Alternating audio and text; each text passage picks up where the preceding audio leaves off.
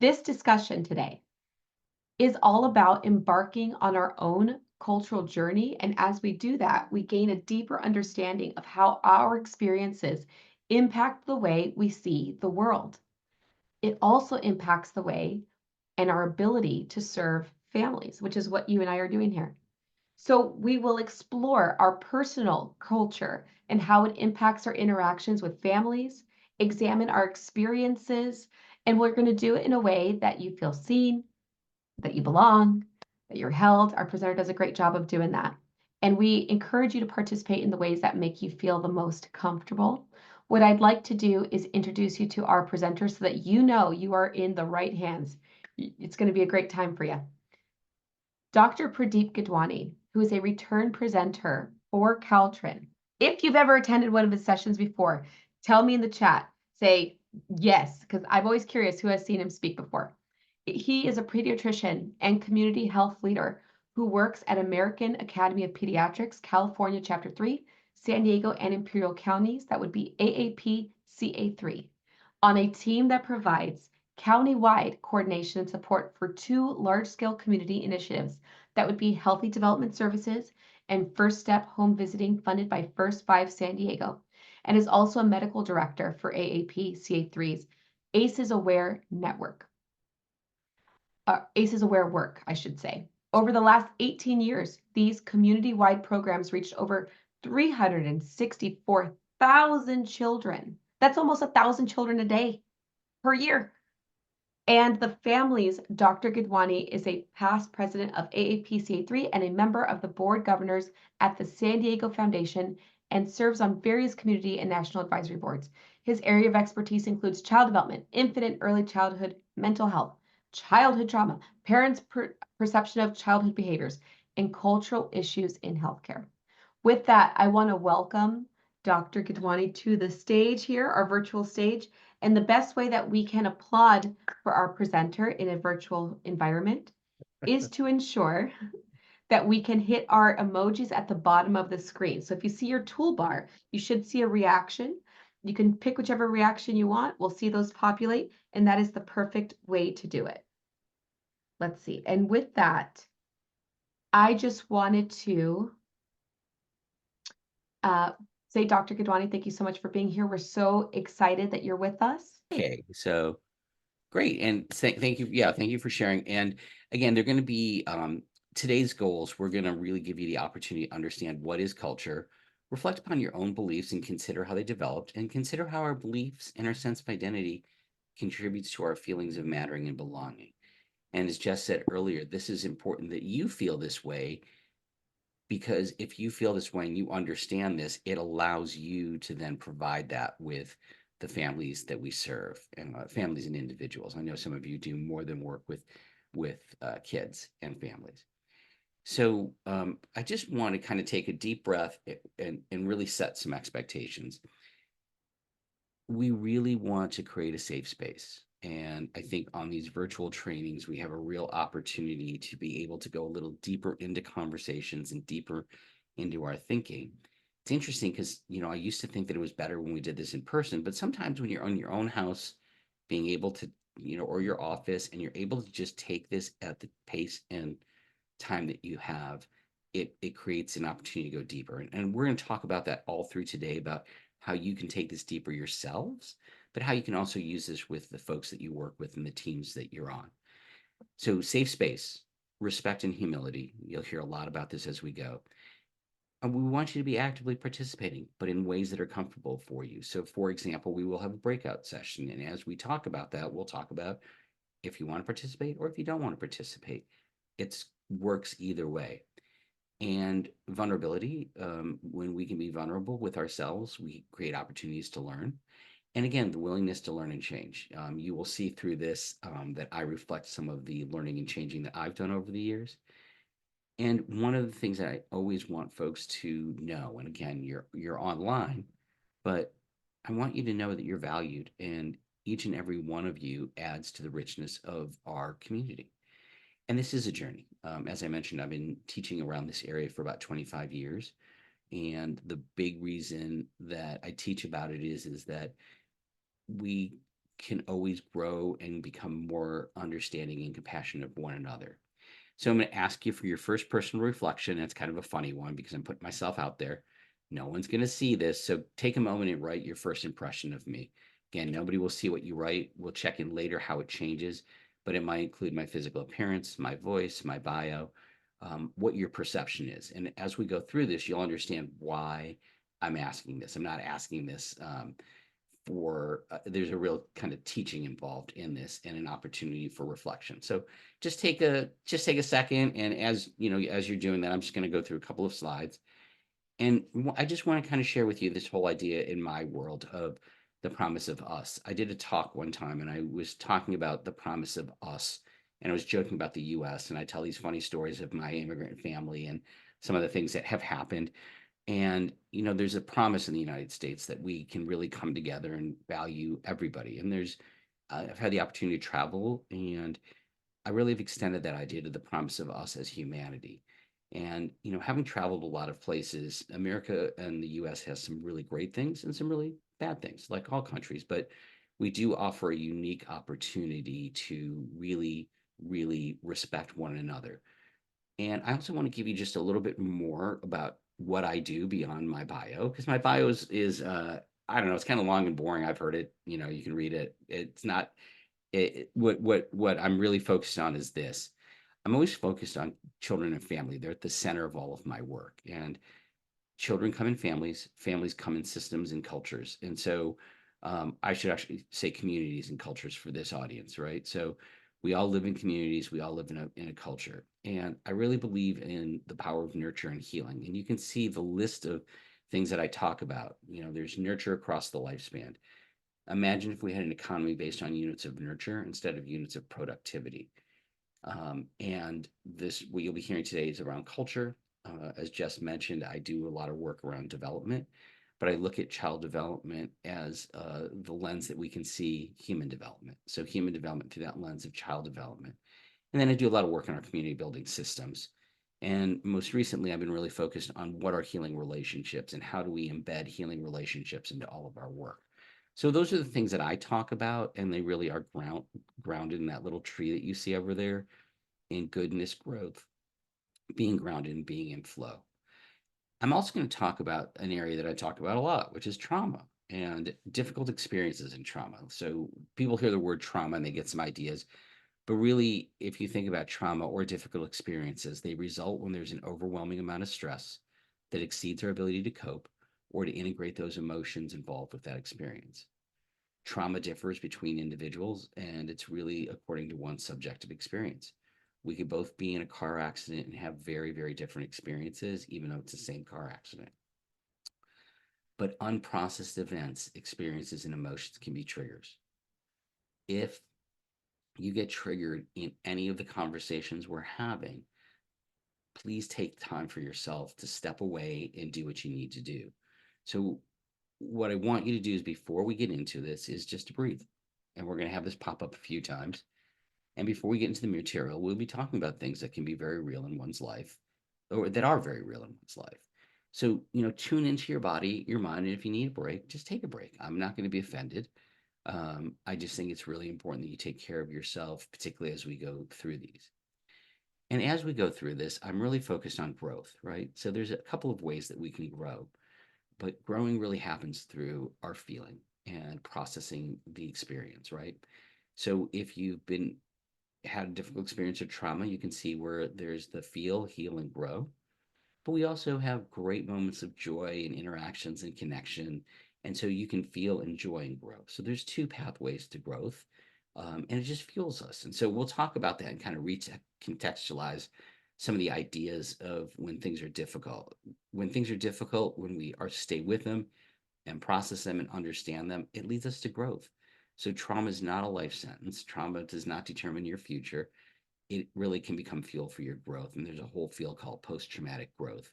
And if you have not heard about that field, I really urge you to just Google it, post-traumatic growth, or put it in Chat GPT and see what comes up. So the first part of this is, what is culture? It's a big term, and you'll see why. What is culture is a great question. So, our current conversation about culture is usually focused on race and ethnicity. And race is just based on phenotypic features, usually skin color. Ethnicity is a group of people who identify with each other on the basis of its shared attributes that distinguish them from other groups, such as common sets of traditions, ancestry, language, history, society, culture, nation, religion, or social treatment within the residing area. But typically, individuals identify with their country of origin and their ethnicity, not not as much like these terms that we use of Latino or Asian American. What does that mean? My friends from Argentina are very different from my friends from Guatemala. My friends from Vietnam are very different from my friends from India and China. So again, these terms are really rough categorizations, and we're going to go deeper into why, even with those categorizations, we need to go further. So let's start with a wider lens. How does a girl growing up in the US who's Black, she may be Jamaican by ethnicity, and she may be a fourth generation immigrant, and she sees her cultural heritage as American, right? So how does she see herself, and how might that influence her way of receiving help? And I think this is the question that really has driven me as a pediatrician to really think about how do we make sure that we're really honoring individuals as we try to help them if they have an illness or they need developmental guidance. Things we do as pediatricians is help parents understand what's going on with their kids and their growth. But if you wouldn't mind, just put in the chat what comes to mind when you hear the word culture.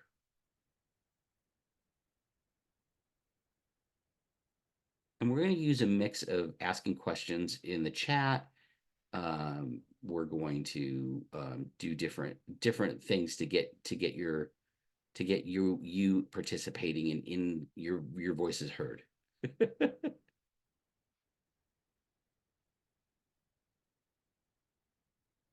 Mm, great family traditions, family beliefs and values, food, and great. We all live in multiple cultures. Very true. We're going to talk a lot about that. Community, traditions, philosophy. Yes, all of this. Great. Values, beliefs. Great. Okay, common practices. Great. So here's the formal definition, and the formal definition goes a little like this. It's the way of life. It especially relates to socially transmitted habits, customs, traditions, and beliefs that are characterized by a particular group of people at a particular time. And that is emphasized because, again, culture changes. It includes behaviors, actions, practices, attitudes, norms, and values, communication, both language and nonverbal, patterns, traits, etiquette, spirituality, concepts of health and healing, superstitions, institutions of racial, ethnic, religious, or social groups. It's really the lens that we see the world. And that's what we're going to be talking a little bit about today is the lenses and filters we see the world. And often culture is under our radar, right? Our own culture is often hidden from us. And we frequently describe things as that's the way things are. And as a member of a majority cultural group, it may be difficult to identify certain values or norms of behaviors being connected to your cultural background. So again, this is such an important piece and so important that I often wonder, is every interaction cross-cultural? And you'll hear in my own experiences why I kind of see things and think about it in that way. One of the things I do want to share with you all is what I call cultural potholes. Um, I love culture. I love talking about it. I love understanding it. I love talking with people and understanding how they see the world. And when you do that, you do step into cultural potholes. And when you step into a pothole, I always joke that you might twist your ankle, but you need to get out of the middle of the street. So you continue walking. Your ankle hurts, but you've learned to watch where you're going, right? And what I find is and I've had very sensitive and intense conversations with individuals. And what I found is if I simply apologize if I offend somebody, and then I ask them to share their world with me, I can't even remember the last time someone said, no, I don't want to share with you. People want to be known, people want to be seen and heard. And when you do it in a respectful way with humility, people will tell you who they are, and they'll tell you a lot about who they are. So let's go into the main piece of the way that I frame this. We have things that are universal human experiences. We have experiences that are culturally influenced, but then we have personal uniqueness. Where those three things intersect is the culture of you. You are a distinct individual, no matter your ethnic background, your cultural heritage. You're both a human being who grew up in culture, who has individual experiences that makes you unique. So, what are those human universals? Well, those human universals are biologic, basic needs: food, reproduction, physical comfort, safety, movement, growth, health, awareness of our mortality, and our emotions. Um, Happiness, sadness, fear, anger. They talk about there's six primary emotions, and then everything's a reflection of that. Um, and the physical expression of those emotions, empathy. So when I think about the universal dimensions, I always think about Maslow and his hierarchy of needs, right? So you think about some of those pieces of safety and the physiologic survival, and they're universal, right? They're universal, but they're expressed differently. I do want to bring up something interesting about Maslow. Maslow never thought of the pyramid. It was one of his colleagues who was in the business world who was trying to market his work, and that was the person that put the pyramid together.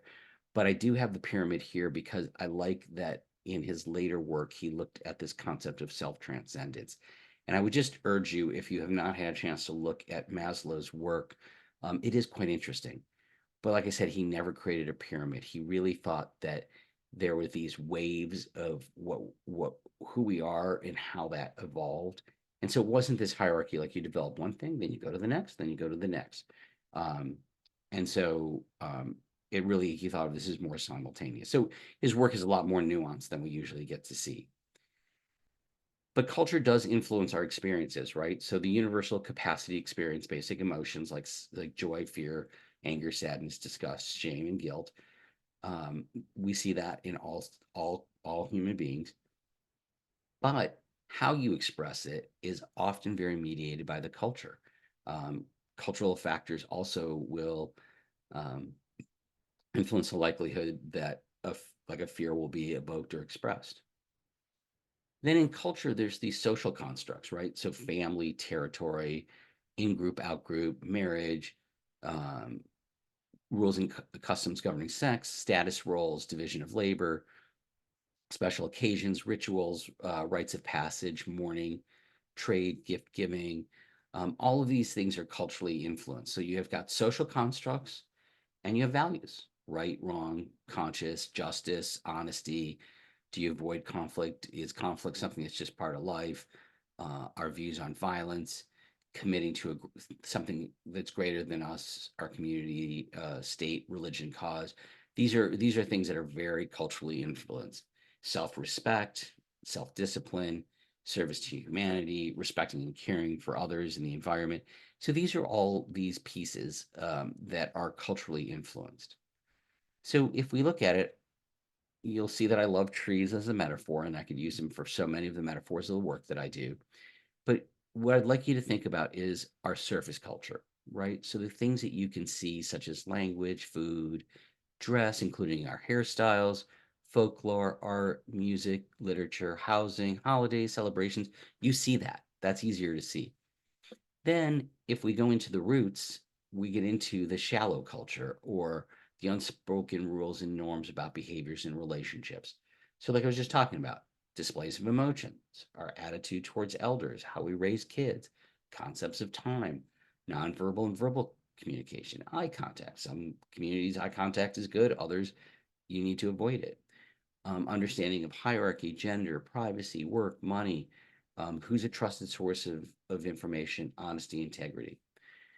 So you can get at those through conversations, but the deep culture, the soil in which we grow, is a little more challenging to uncover. And that soil level or deep culture is really the underlying values and notions of truth, identity, society that that govern our worldview and our unconscious assumptions. It also contains like the cosmology that guides ethics, spirituality, health, and theories of group harmony. So these are much harder to get at, and this is what anthropologists study and try to really understand the deep culture as well as the surface and shallow cultures. So if you think of that tree metaphor, let's go ahead and just take a moment to reflect. And how would you describe your personal, not your personal, I'm sorry, the culture, your culture that you were, that you identify with? What's easy to see in your culture? What's underneath it? And what's deeply held? And we'll just take a minute for you to go ahead and just reflect on that. So now I've talked about two of those areas. I've talked about our cult, the human universals, and culture. Let's talk about our personal uniqueness. Remember how I said culture is the lens that we see things through? And our lenses are created by events and experiences, culture and history, and our beliefs and our stories. So you can see that in the little squiggles on the side. So our experiences can be our personal experiences, our family's experiences, our culture, current and historical, and the cultural context. So, for example, the cultural context in the United States has changed a lot in the last 5 to 10 years. Between COVID and political unrest and disagreements, there's been a really big change in our cultural context, right? So the culture that we're living in today is very different than the culture from 10 years ago. And there's positives and negatives to both of those things. Also, our expectations, our beliefs, our memories, and our stories, right? They really affect the way that we see the world. So much so that I personally believe that we live in our own bubble of perception. And this is not a good or a bad thing. This is just an explanation of the human experience.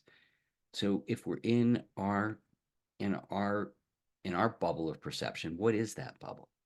Well, that bubble is our thoughts, our emotions, and our sensations. Those three pieces interact and start helping us to create our beliefs. And we all have beliefs that help us navigate the world to be parts of our society. But how do you see into your bubble of perception? If we pay attention to our words and our stories, and we'll come back to this, we get a better sense of what's going on in our unspoken or our unseen world, our inner world, right? When you meet somebody else, we do not know anything about what's happening in their inner world. But if we look at their words and their stories, their actions and their behaviors, we can start getting some clues, right? And those are some clues that we can learn to pay attention to. And as we pay attention to, and that's really what we're going to be doing for the rest of today, is thinking about those things for ourselves and for others. And so we need to look into the mirror, right? So we look in the mirror and we think about our experiences, our expectations, our beliefs, our memories, and our stories. And I'm going to spend 4 slides talking about different parts of my personal history. And I'll tell you why that's actually kind of a funny thing for me to be doing. So, all of this work started when I was talking about things in my work life. So, as I explained to people who I am in my work life, here are some of the things that impacted me from my childhood. I was born in India. We came here when I was 18 months. I'm a first generation immigrant. And the people who took care of me were still in India. So I had what was known as an attachment disruption. I grew up and I lived in Cleveland, Ohio. I took frequent trips at 5, 7, 9, 11, 13, and 7 to India, where I saw suffering because, again, of the poverty, but also everybody is intertwined there, whereas I lived in a suburb in the US. I come from a progressive, tight knit Indian community, but my parents were told don't speak Hindi to your children, it'll confuse them. So I don't have that language ability. My mom's a really remarkable woman. She was the first female surgeon at the Cleveland Clinic. So women's rights are really important to me. My dad worked for GE for 25 years and he was a systems engineer. So we always were figuring out how to do things better. And my parents both experienced what was known as partition. They were 9 years old when Pakistan became a country and their family had been living in what is now Pakistan. And they actually had to leave. And my grandfathers were in their 50s and they lost everything. And they had these children that they had to support. So we have this strong family history of resiliency. Growing up, as I mentioned, my mom had a really incredible career. So we had a housekeeper, but she was more like a grandmother to me. And as she got older, I took care of her more than she took care of me when she was getting older. And so that was just a really important part of my growth and my experience through my childhood. The other part is education and work. So I went to public schools. I majored in anthropology. You can see why I talk about this. And again, in the parentheses, I identify how it influenced me. So culture and covert inequality. I did field work. I worked in STD prevention for the CDC, and I saw a lot of health inequities. Again, with health inequities, I worked for a Congressional Commission on Infant Mortality. I worked in an office of all women, and I learned that men and women really communicate very differently. And I learned how to make sure that my communications was skillful. Um, I went to medical school. I'm a second generation doctor. I did study some traditional Chinese medicine and mind body medicine, so I'm open minded about how we heal. I did my pediatric residency in Cincinnati. Cincinnati is unique in that the Children's Hospital admitted all the children, none of the adult hospitals did. So we really got to see population health. I did a fellowship and a master's in public health in Boston on culture and ADHD, and got to work with one of the leaders in mind body medicine, Herb Benson. Um, when I came to San Diego, I worked on asthma and chronic illness, a lot of health inequity again. I studied with Don Miguel Ruiz, who wrote the Four Agreements and the Mastery of Love. He was a neurosurgeon and studied shamanism. I've done yoga teacher training, and currently my work is really around development and behavior here in San Diego. And I've been doing that for about 18 years. So these are my work experiences, and I'll come back to how this shapes how I see the world. In my personal journey, I am seen as an East Indian immigrant, but I'm often confused with other ethnicities. Uh, I got married late. My wife is biologically Japanese and Irish, but her mom remarried and she grew up very culturally Japanese. I have three stepsons, one who's half Latino, quarter Japanese, quarter Irish. Two of my sons are half Native American, Japanese, and Irish. I'm going to stop here. Someone asked me one time, like, why do you bring this up? I bring it up because it is an opportunity for me to learn and to hear their cultural experiences. It does not denote who they am. They have really added to the richness of my life, and learning things about the inequities that Native American communities have gone through. So, for example, my sons, their grandmother was in a boarding school, so I learned about Indian boarding schools about 15 years ago through them, and we have these very deep conversations about their experiences. So I bring these things up not to divide or not to say, but they've added to the richness of my life. Um, my first dog was a German Shepherd, and my dog literally had pet rabbits. We had rabbits, and she thought they were her pets, and she was very caring for them. So it's a very funny thing that had I not seen it, I wouldn't have believed it. We lost her about 2 years ago, but my youngest son moved back in with me and brought his little rescue dog, who was with me last night as we were evacuated. Um, my son stayed and defended the house. So it's a whole nother story. And the dog that he rescued was feral. So again, it speaks a lot to the fact that he is so great with animals. And I have 7 chickens, which is a source of amusement for all my friends because I'm the most unlikely person to have chickens. They're my wife's chickens, not mine, but there are some funny stories. And then I'm going to share this last bit, which is about my race, ethnicity. I'm a first generation immigrant. Social inequities in India helped me to see them in the US. Um, I've heard insults and things when I was younger. In college, people asked, where were you from?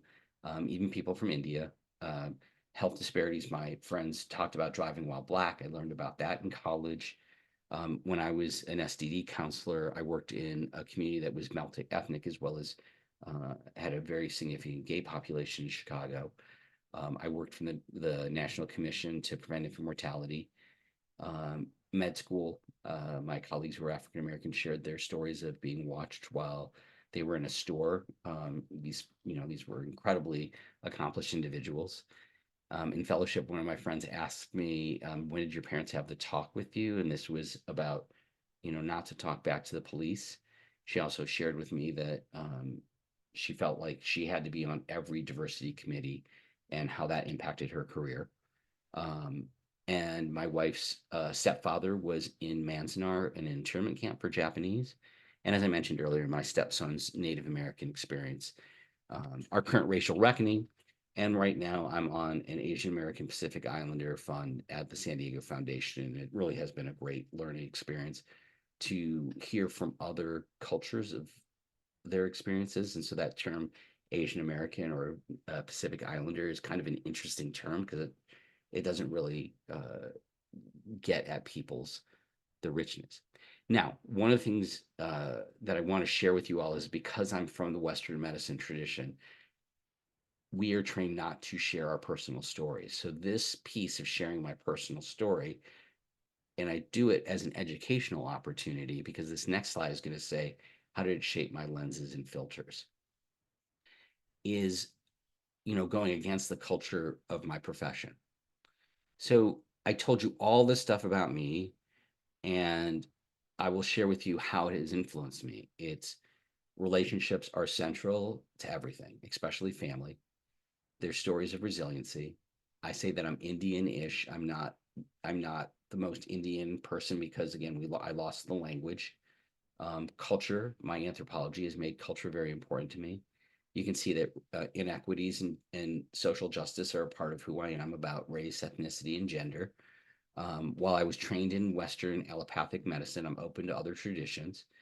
And my work has really focused on development. And I see development in everything that we do, whether it's as a speaker or when I was a resident. But, it all starts with child development. And within child development, attachment and self regulation are really important pieces. Through my work, I've learned a lot about trauma and family support and strengthening and being focused on people's strengths. And it really has led me to this idea of like, how do we nurture across the entire lifespan? So these are my lenses and filters. Like I literally see things like, is this nurturing? Is this not nurturing? Is this, um, you know, is there an equity here? What are what are the clinical, like I still think as a clinician in my day. So this is the way that I go through the world. And how did I get there? Well, again, coming back to this piece, I listen to my stories. I pay attention to my behaviors and my actions, and it really helps me start looking into it. So, if you remember at the beginning, I asked you to say, what was your impression of me, your first impression? And we all do it, we all have first impressions, but I gave you 4 windows into my world. I want to just have a moment to reflect. And in the reflection guide, it's the 4th page. What's your view of me now? What's changed and why?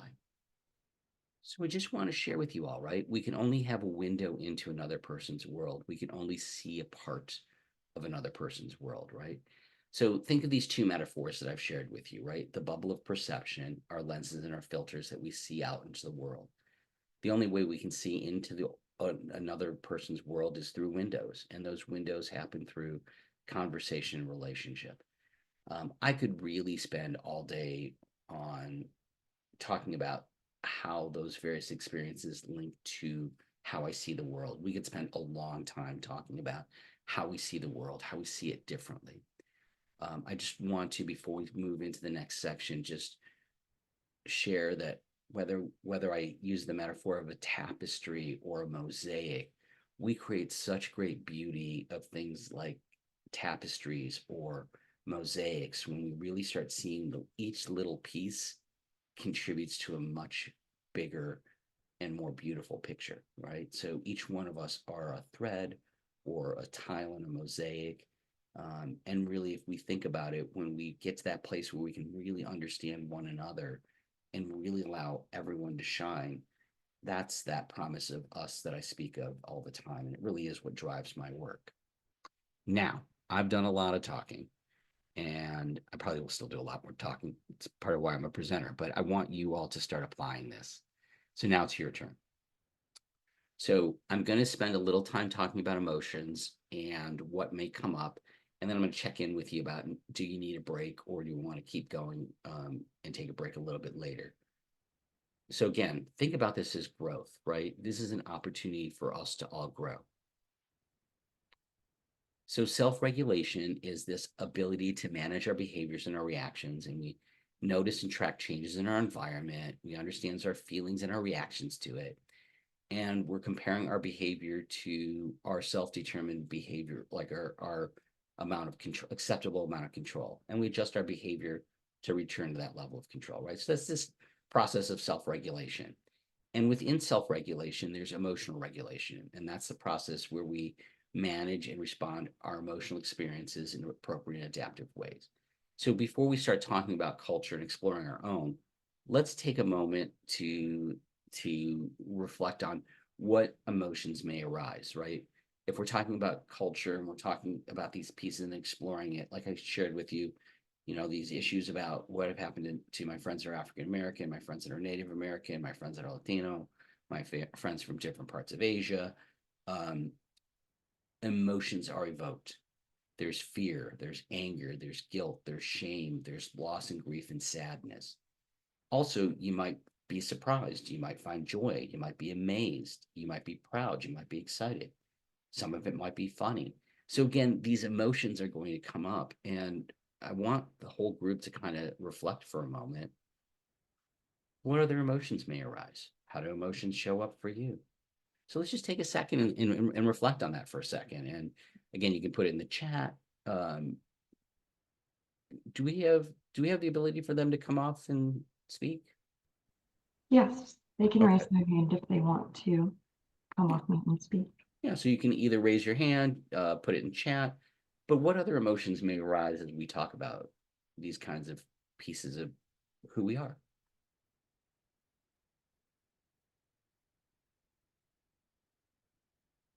And there's always that moment that you have to wait for people to type into the chat.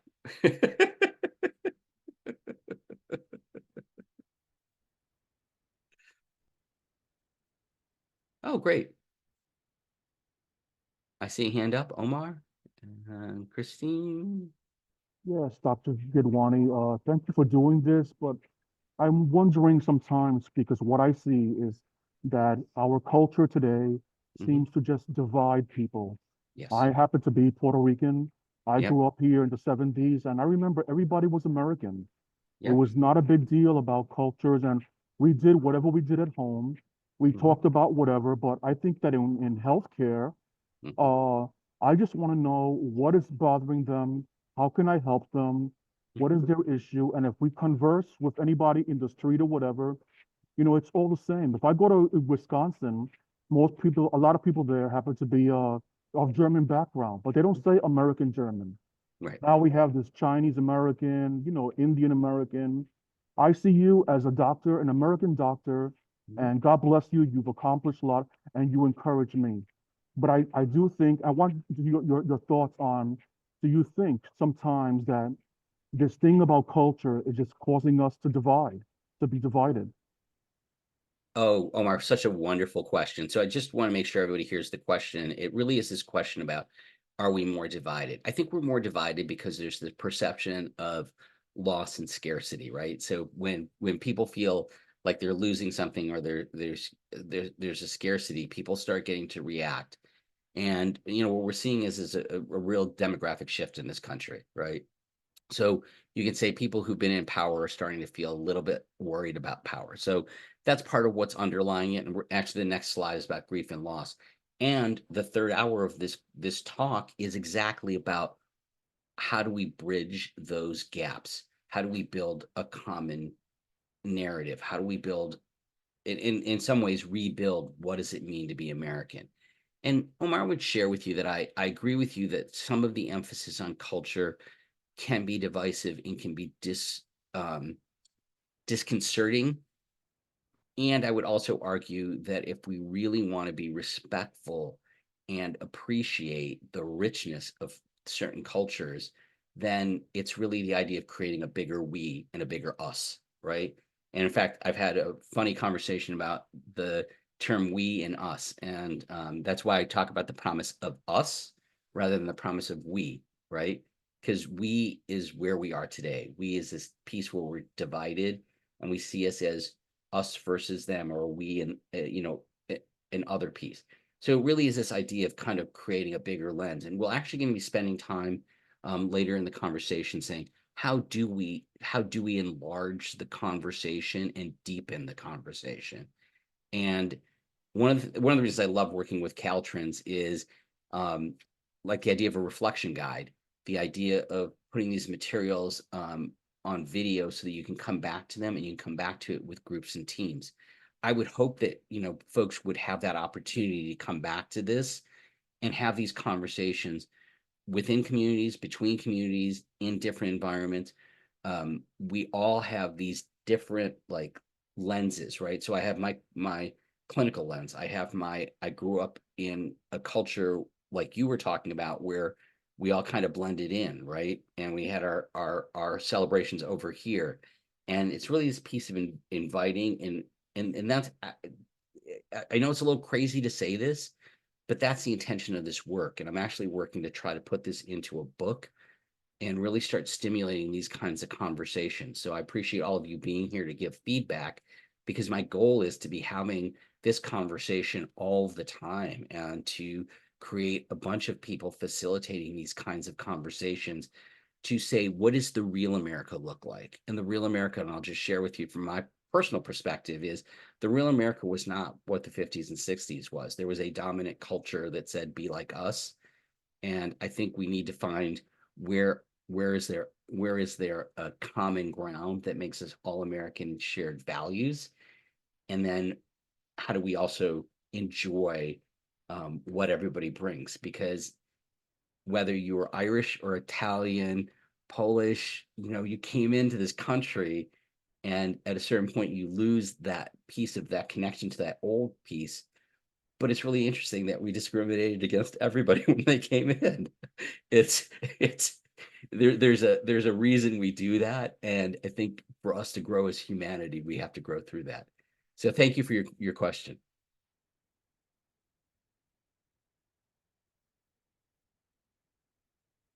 I saw another hand up. And as we wait, I want to dive into something that Omar's question really kind of gets at. I want to take a moment to talk about grief and loss. Now, you may not feel this when you go through this. You might come through this and feel really celebratory and excited about your culture, which is kind of how I feel. I feel very positive about it. But a really good friend of mine one time said, we were talking, and he said, people they talk about people fearing change. They actually fear loss more than they fear change, right? So what are these areas of loss? Loss of control, loss of certainty, loss of knowing and being right, loss of feeling competent, loss of comfort. And the pain of our grief is compounded by unresolved grief that hasn't been processed, right?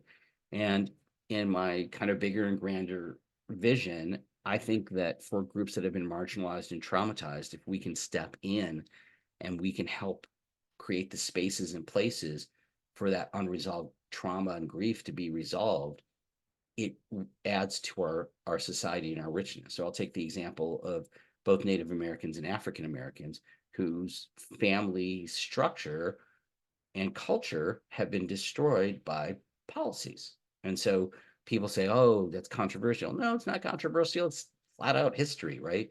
But to right that history, to right that wrong, if we can create healing and healing spaces, then the talent of those communities only gets bigger and only makes us better as a society and a world.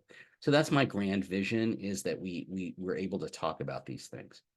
Now, I'm getting ready for you all to do the fun part about this, which is to explore your own personal cultures. But part of this is talking about the emotions, right? Because I want you to do this work, but I also want you to do this work with others. And so when you're doing this work with others, you sometimes have to help with what's known as co-regulation. And co-regulation is that warm, responsive interaction that provides support and helps someone understand and express and modulate his or her feelings, thoughts, and behaviors. So that's why I do that little bubble, is to help us understand that when we're calm and with others, we can help them see what's going on. It has an aspect of holding space, that sense of safety, being heard and seen. And can you remember a time when you've helped somebody else regulate? Often this is with a child, a loved one, a colleague, a client. The interesting part about it is think about those times that you've done that. I always think about it with kids because of my work as a pediatrician, but there's actually a biological change within ourselves that sets off this piece of neurotransmitters that makes us happy when we calm somebody else down. So again, I want to come back to that richness of relationships, and that's this next slide is regulation helps us reflect.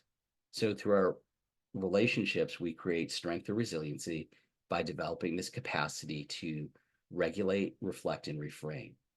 And, it's said that we learn from experience, but in truth, we learn from reflecting on our experiences, right? So this is a kind of piece is as we do these conversations, and we have some of those harder conversations or even have joyful conversations that we're with people and we can help them reflect and reframe things when they need to, but to also really bring in those strengths, right? So let's go ahead and, okay, I'm going to check in before we do this. How are people feeling? Do you want to keep going or do you need a break? Just pop in the chat, break, no break, keep going. Okay, let's see. And I'm going to go with no break, keep going. Okay. It seems like, okay, for anybody who needs a break, take a break, but it sounds like everyone's like, let's go. Okay. So here's the fun part. I mean, this is really to me the fun part. You've heard me talk about this. Now I want you to take a look in the mirror for yourselves, right? I want you to have that opportunity to reflect for yourselves. So the personal reflection on 6 of your workbook, what creates your personal uniqueness? Again, your childhood, your family, your community, your experiences, your education, your work, your intergenerational history, whatever you want to share. I jokingly say I'm now one of those crazy pet owners. Just, I talk about my dog all the time. All right. So again, what do you identify? Can you identify some of your lenses and filters that influence how you see the world? So go ahead and take a minute just to really reflect on that and really think what contributes to your personal unique culture, your uniqueness. And as you're reflecting, it's a really rich question. And what I shared with all of you comes from years and years of work, of reflecting and thinking. So again, I'm not asking you to be all comprehensive, but just take a moment, jot some things down, get a sense. And as you're reflecting, I want to start getting us ready for the next part of what we're going to do, right? So I want you to be thinking about it, but we're going to break into groups of 4 and 5. And we're going to just go ahead and you're going to introduce yourself and just share an aspect. Make sure we're going to have about 12 minutes. So just make sure everyone has a little time to share a little bit about what creates your personal uniqueness, you as an individual, and can you identify some of your lenses and filters that influence how you see the world? So, as you saw, I shared a lot of my lenses and filters, right? And I just jokingly shared about the dog thing. Again, my German Shepherd, who we got about, 9 years ago, was the first dog I ever had. My wife and the boys had dogs before, but it was the first dog I had. So there was a whole learning experience, but there's also that piece of I'd spent a lot of time taking care of her. So I got really connected with her. And that had a big influence on me, just like my medical training had a big influence on me. My travels had to India, particularly where I have family, had a great influence. For those of you who are sports fans, you understand how hard it is to be a Cleveland sports fan because we always get close, but we never win things, except for LeBron and the Cavs some years ago. So again, there are these different elements of who I am, and it's interesting who we share and what we share, where and when with people. So I'm going to go ahead and have us go into our breakout groups. Like I said, we'll be in there for about 12 minutes. And you'll be in that group. And again, just introduce yourself and just, again, share a little bit about your personal uniqueness and the lenses and filters. So let's go ahead and debrief the journey. So what did you learn about yourself? How did it feel to share your story with somebody else? Do you feel closer to the person whose story you heard? And was there enough time? So again, people can come off and speak if they'd like, put it in the chat. But really, is there anything, doing this? Most of us know a lot about ourselves, but being asked about it kind of puts us in a different place. And if folks don't feel like saying it out loud, again, these are just things to consider. Get some things happening in the chat. Okay. Right. A few things coming in. Okay. Yep. Good. Yep. Hearing the stories of others. Yeah. Definitely not enough time. And we know. Oops. I'm so sorry. Kind of getting a little ahead of myself. We know. Again, this was. I was just sharing that I've done this as a 6-hour training. So there's a real opportunity to explore these things. So again, thank you for putting comments into the chat, and we'll keep moving. So the other part that's interesting is when does the culture of your family give you strength? And it's just a personal reflection on page 8. And when has the culture of your family limited you? And when have you not fit in with your culture of origin? And I'll just really quickly share that you heard my family has the story about resiliency. There's a lot of strength there. But my family, I often joke that I was allowed to become any kind of doctor I wanted to be. And if I only got a PhD, they'd still love me. And people think I'm joking, but I'm like, I'm kind of not. My brother's in the business world, and there was a really strong pressure for me to be a physician. And I'm actually happy I did it, but there was a lot of pressure. And, when have I not fit into? Well, every time I go back to India, I don't fit into my culture of origin because I can't speak the language. Um, and so then again, like I joke that I'm Indian-ish, and I always joke that I've been Indian-ish before the show Blackish. Um, and so again, just remember as you're thinking about your family and family of origin, for me, I have a lot of pride in my family. My family's been very supportive, but that's not the case for everybody. So again, just remember as you're exploring these things and you're thinking about these things, take a moment and really breathe and just check in with your body and yourself.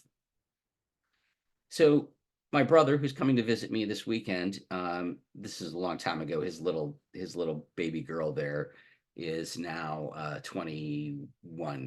She's 20. So he looks a lot different. I look a lot different, but he's a great father. So I always love sharing this picture. But we often, like my brother was sharing with my mom. Oh my gosh, mom, my 3 kids are so different. Their personalities are so different. I can't believe how different. And my mom looked at him and said, have you met your brother? Because we have just very different personalities. We have a lot of shared values. We are very connected, but we're very, very different. And so, again, when we think about it, members of the same culture can vary widely in their beliefs and actions, and we all have unique identities we develop within our cultures, right? And these identities are not static or fixed. And this is the reason that stereotypes don't hold up. No 2 individuals from any culture are exactly alike. And part of all of my work was a reaction to the movement around cultural competency, which I thought was such a silly idea because it really ended up being, to me, it felt like more sharing stereotypes than really trying to understand people. So again, just take a moment and again, we're going to go quickly through some of the reflections because the material, we just want this to be opportunities for you to like think and explore. But think about a family member whose personal uniqueness overlaps with you, and then think of someone whose personal value or personal uniqueness doesn't overlap. My older brother and I both grew up playing sports. We love sports. He coaches his son. He's a great coach. And we talk about football. We talk about stocks. So our values overlap there. We follow different spiritual traditions, so we don't overlap there.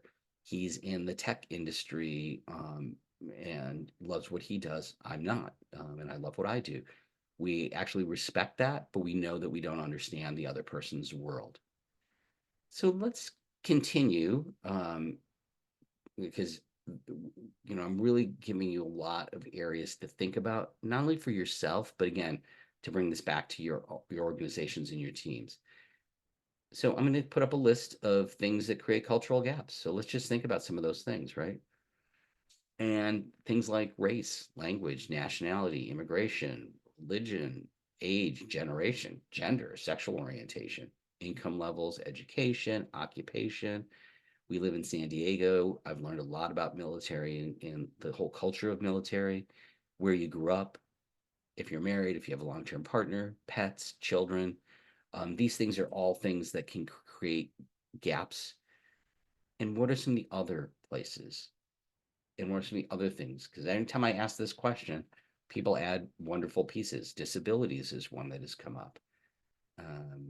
So again, having a child with special health care needs is another one that comes up. So again, there's some gaps, right? And again, I'm just using the word gaps because when there's gaps, there's an opportunity for us to bridge those gaps.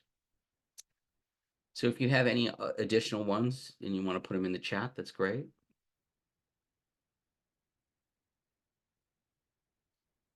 And I'm going to keep us moving. Oh, good experiences. Absolutely. And what I want you to reflect on is, where have you seen or experienced cultural gaps? And again, this is a personal reflection, so just think about those. And again, I share the pieces of, like, for example, with medicine. I grew up in the allopathic Western medicine perspective. It's very interesting that when it comes to things that are quote unquote alternative therapies, my mom and my cousin, who are both incredible physicians, are a little bit resistant to it. They kind of are like, what is that? Where's the evidence, right? So it becomes interesting that that's a little bit of a cultural gap within my own family, there's a lot of doctors in my family.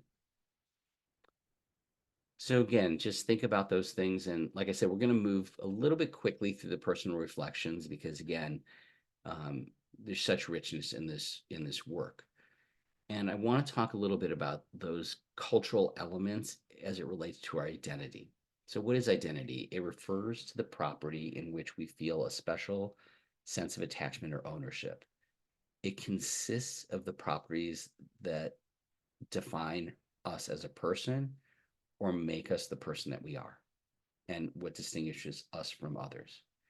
So personality traits, abilities, likes, dislikes, belief systems, moral code, things that motivate you, these all contribute to our self-image or our unique identities as individuals.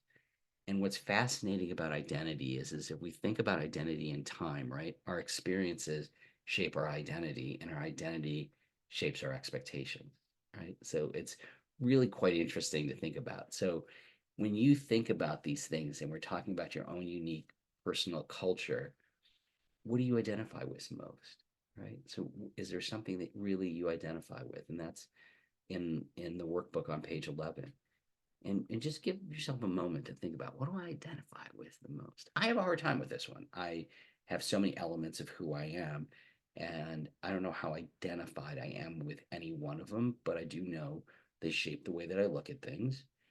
And part of the reason I have the outlook that I have on identity is again, I had mentioned I'd worked with Miguel Ruiz. And one of the things that we did was an exercise called recapitulation. And he had us write our personal story so many times so that at a certain point we got distance from our own story, right? And why did he do that? Well, one of the 4 agreements is don't take things personally. And so through that process, and again, I worked with him for over a number of years, I really got, you know, less defensive and more open to others because I kept on writing my story and going, oh, that's just a story, right? And how identified we are um, can really have a profound influence into our days. So also the interesting piece about this is that same list that I gave of things that create cultural gaps, those same things give us a sense of identity and belonging and connection, right? And again, if you want to put in the chat, are there any other things that create a sense of connection? And with that, I think before we go into our next section, which I will just quickly preview, I think it's time for a break. And we will do our break, which is a compromise. I like doing 3-minute breaks. Jessica likes doing 5-minute breaks. So we will be doing a 4-minute break. So we want to go ahead and give everybody in the spirit of compromise. We're going to give everybody a 4-minute break. So again, these ideas of being enculturated into a society is learning these formal and informal rules, and we really truly absorb it. I'm going to share with you what's called the cycle of socialization, which again is focused on the skills. But I actually think that this is a wonderful piece of enculturation. So this is more enculturation to me, but Bobby Harrow, you'll see the citation down on the bottom, and we can actually, I think we can, on follow-up resources, we can share this this work as well. And again, this looks really busy, this slide, but she's really talking about this, and we're going to go through each one of these bubbles, and we're going to really take a look at this process. Now, I very intentionally have this material in here, and we're going to talk about it, and there's spaces for personal reflection, but we're not going to reflect in this process, because what we really want to do in the next half hour is cover this, but the last hour we really want to get back into that promise of us. And I was jokingly saying that Omar's questions earlier was exactly where we're going, and his question really gets into what can we do about the divide that we see in our world. And I think this is why this work and this material is so important. I do a lot of different things, but boy, I would love to be doing this all the time so that we all start understanding our common humanity. So let's go ahead and let's talk through this piece of socialization. You can think about this as socialization or enculturation. This is going to kind of help us see, like, how is this happening? So, you'll see on the blue, it says in the beginning, then we'll go through first socialization, institutional and cultural socialization, results, and then change of direction, but also the core. So let's dive in the beginning. So when you're born in a world with no mechanics in place. There's no blame, there's no consciousness, no guilt, no choice. It's just it's so just to think about this, right? Any child who's born is born into a group that has a language. Isn't it amazing that a baby that grows up in China speaks Chinese? And if that baby grew up in an English speaking world, they'd speak English. If they were in a Hindi speaking world, they'd speak Hindi.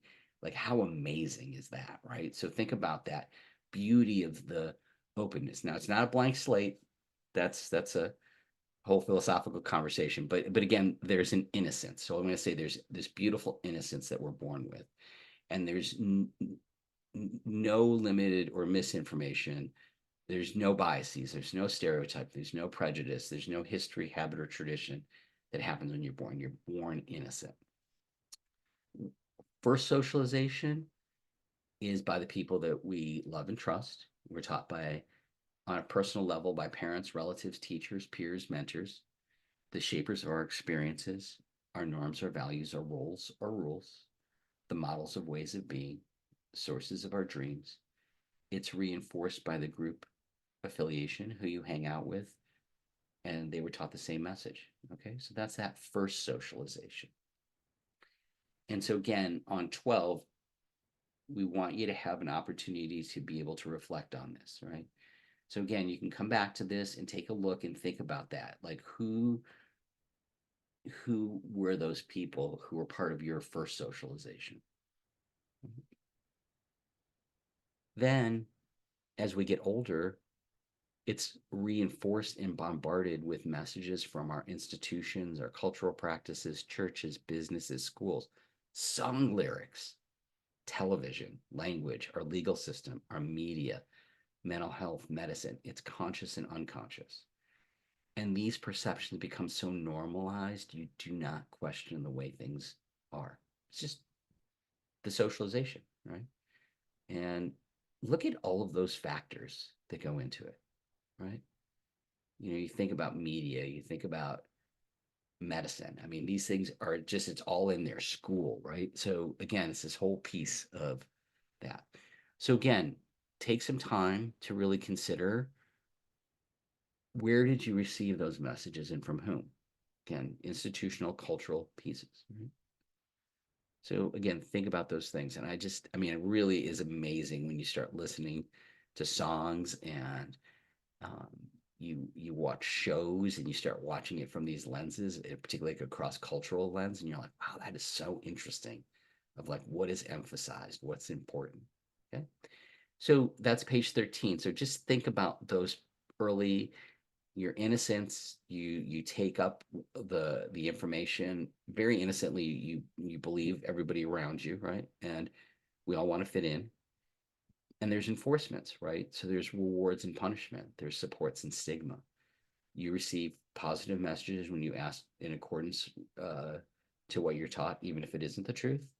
You receive negative messages when you question the status quo. There's enforcements and sanctions, there's stigma and reward, there's punishment and privilege, there's persecution and discrimination versus empowerment, right?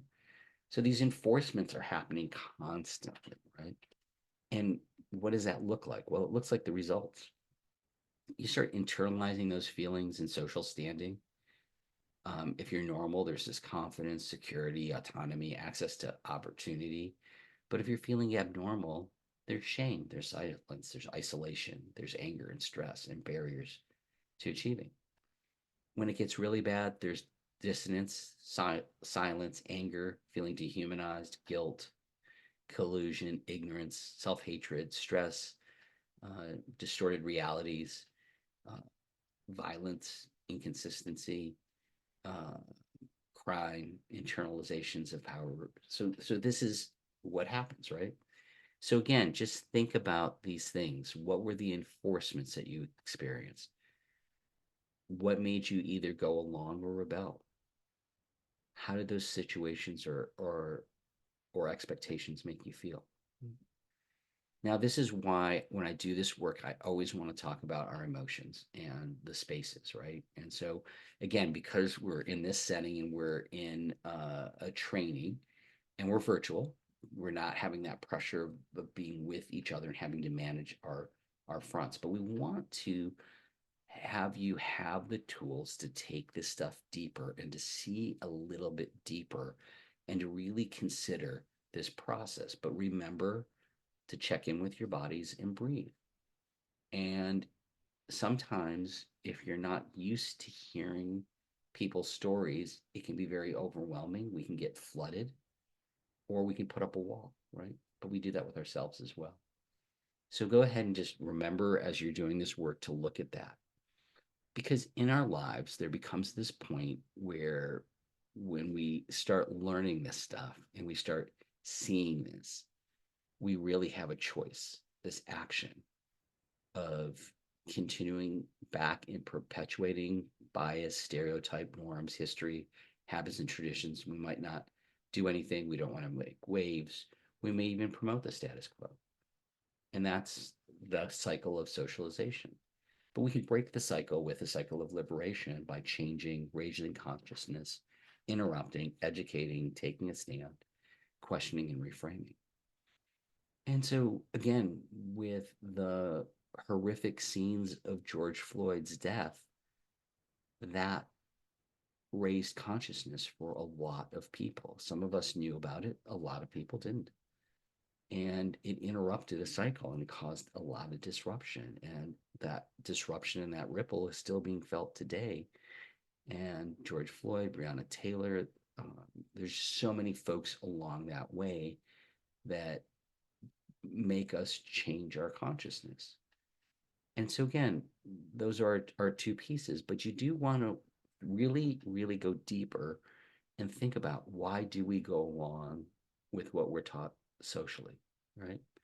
And you see in this bottom box, um, the biologic need to belong equals survival. Okay. This is really, really powerful. We create groups because we need to be in groups to survive.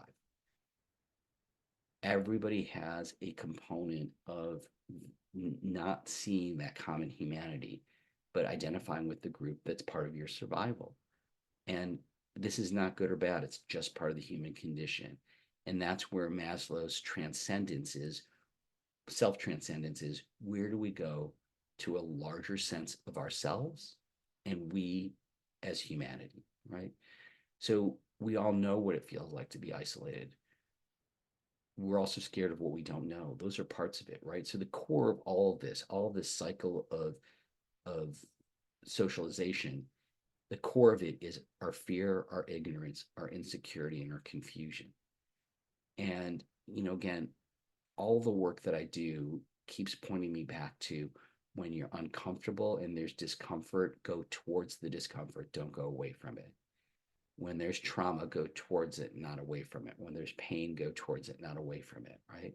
Because the whole idea of liberation and being free, you have to look at, what did I not know? I was ignorant. That ignorance can actually be born out of innocence, of not knowing. It can be born out of insecurity or confusion. But at the heart of it all is always fear, right?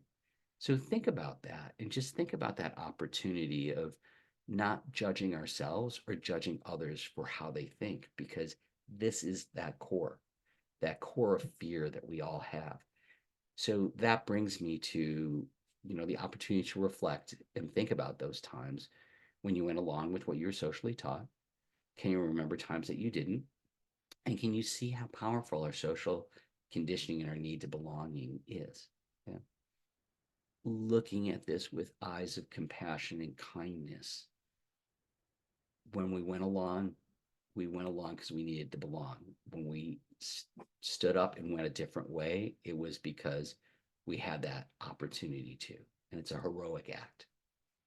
But then I want to come into bias, our conscious and our unconscious bias, right? There's explicit and implicit bias. And as we're talking about the cycle of socialization, you can see how our biases just come about in a way that allows us to see it in a different lens of not judging, right? Not judging ourselves and not judging others, but having the courage to see and make change. And bias can be individual, it can be institutionalized, it can be internalized, right? So this is deep stuff. This is really deeply emotional, very, very powerful stuff. And so thinking about this piece about bias, right? It's the explicit bias that we can see, but then our implicit biases are unconscious bias. So I just want everyone just to take a moment, and I want to go to the breathe slide and breathe, right? Because we talk about implicit bias, and I tell people, I, not that long ago took one of those implicit bias tests, and guess what? I still have implicit bias. It's implicit. That's the point. The difference is today I can see when my biases come up and I can respond. And going back to what I said earlier, I regulate, because it's not the best thing to see when I have a stereotype or a bias. It doesn't feel good for me, but I stick with the feeling and I regulate myself. I reflect, and then I reframe. And it's a process. It's a process of changing. And when we can become more sensitive and aware when our implicit bias comes up, and then not acting on it, right? So you have to create that space. So again, just take a breath and think about it. So much of our conversation today is in a place of a lot of anger, hurt, and fear. And we need to take this next step. And so I do want to take a moment, and I really want to start, for the rest of the time, I really want to start getting folks to participate, whether it's through chat or speaking. But I want you to really think about, what did you learn from the cycle of socialization? This is page 16 of our reflection guide. But what did you learn from the cycle of socialization? And reflect on what shaped your beliefs about belonging and mattering. So this is where I'm switching, right? I'm switching the idea from how we were excluded to how are we included, and how do we feel like we matter, right?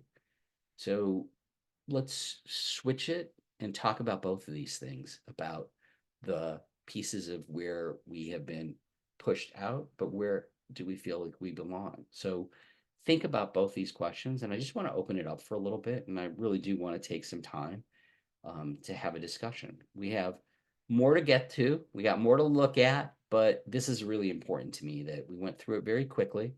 And maybe we went through it a little too quickly and you said, it was just too much. And if that's the case, then just anything that we've talked about so far today, what have you learned so far? What what's impacting you so far? Just to check in. And again, just really kind of, just want, when we come to these trainings, there's usually so much information coming to you. We want the information to be usable. And, again, we just want to hear, uh, as we move into this last piece. Great. I just want to uplift the comment, and I think it's such I just want to read it because I just think it's such a great comment. It never ceases to amaze me the amount of ourselves that we put away to survive our experiences in correlation to maintaining and sustaining attachments. Um, Rather than a set of survival, it's again such a wonderful perspective, right? That's again so much of what's happening, right? We do not see how much of ourselves we have to put away, right? And there was an earlier comment about recapitulation in that exercise. And again, that exercise was with somebody who I was working with around, personal spiritual development. But again, it's that whole idea of like, what are we learning with innocence? And again, that's the piece I want to emphasize is we learn it innocently. We trust those around us, whether they're good or bad role models or good or bad parents or however we look at it. They're doing their best, and really that opportunity to take a look. But we do hide away ourselves, and it really is important. And again, Omar's comment and question earlier comes back to this piece: is we do hide away so much of ourselves, so we're not able to have some of these honest conversations. And that's why I take time to talk about our emotions and how our emotions come up in these conversations. And being fluent with our emotions allows us to have the difficult conversations that allows us to stimulate growth, but it also stimulates the opportunity to see that common humanity in one another and that goodness that's part of one another. So again, thank you for the folks who are adding things to the chat. I know it's a big group. And again, great comments. And the flip side is if we take the healthy risk to show up unapologetically, as hard as it is, that's that piece about vulnerability and showing up for who you are. And it takes courage and it's a learned skill when you have all these reinforcements from society, right? And as we move forward towards us and towards humanity, let's come back to, a slide that I used before, right? Which is our sense of identity, belonging, and connection.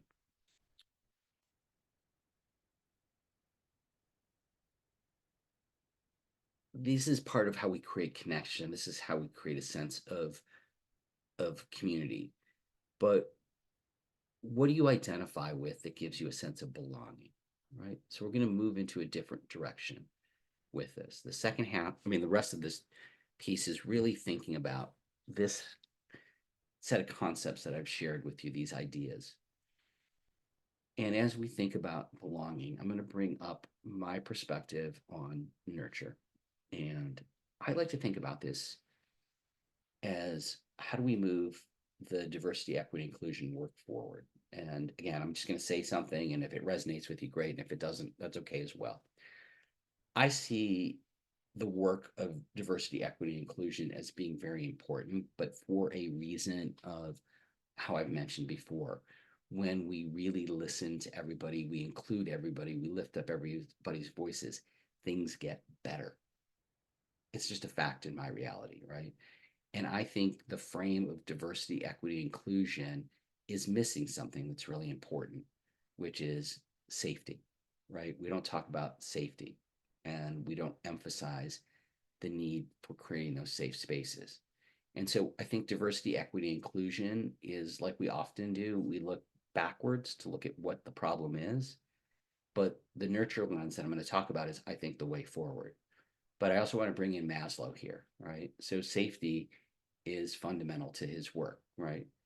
And diversity, like I say, is really that opportunity to be self-actualized. And the comment in the chat about when we show up as ourselves and we're authentic, that's our self-actualization. It's our authenticity. And for many of us, we reach a point where we realize our needs are met, and if we can uplift others, that's where we really grow. And so again, if we look at Maslow and we make that link of equity is really a question of esteem, and inclusion is really love and belonging.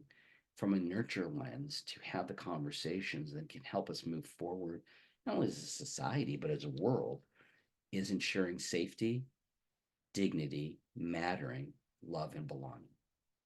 Right? I think those are the ways forward. And so that's how I frame the conversation, which then brings us to we need to build bridges. And to build bridges, we need to go back to, and again, I should have prefaced this. Obviously, I'm not an artist. I'm using smart art. Being able to communicate, I'm good at. This artwork stuff's not that great. So here's my very simplistic piece of that piece of what is that bubble of perception? It's our sensations, our emotions, and our thoughts that create our beliefs that then we act on, and it shows our behaviors and our words and our stories. So if we're going to build bridges, we need to make sure that our relationships are two-way and they're cooperative and they're coordinated. And there's also a level of collaboration. But the breakdowns are most often because of differing needs, values, levels of trust than it is about a lack of interest or unwillingness. So I'm going to stop there and kind of just let that sink in a bit. Is needs, values, and levels of trust. There's an individual who created this way of thinking called nonviolent communication, Marshall Rosenberg. And the beauty of nonviolent communication is, as he said, we end up in these places because we don't have a language for our needs, and we don't express our needs, and we don't listen to each other's needs. And it's that crazy idea that maybe everybody's needs can be met, right? So I always joke that we get into relationships and we're always disappointed because our partner doesn't understand our needs, but do we understand our own needs? So isn't it unfair to think somebody else can understand your needs if you don't understand your own, right?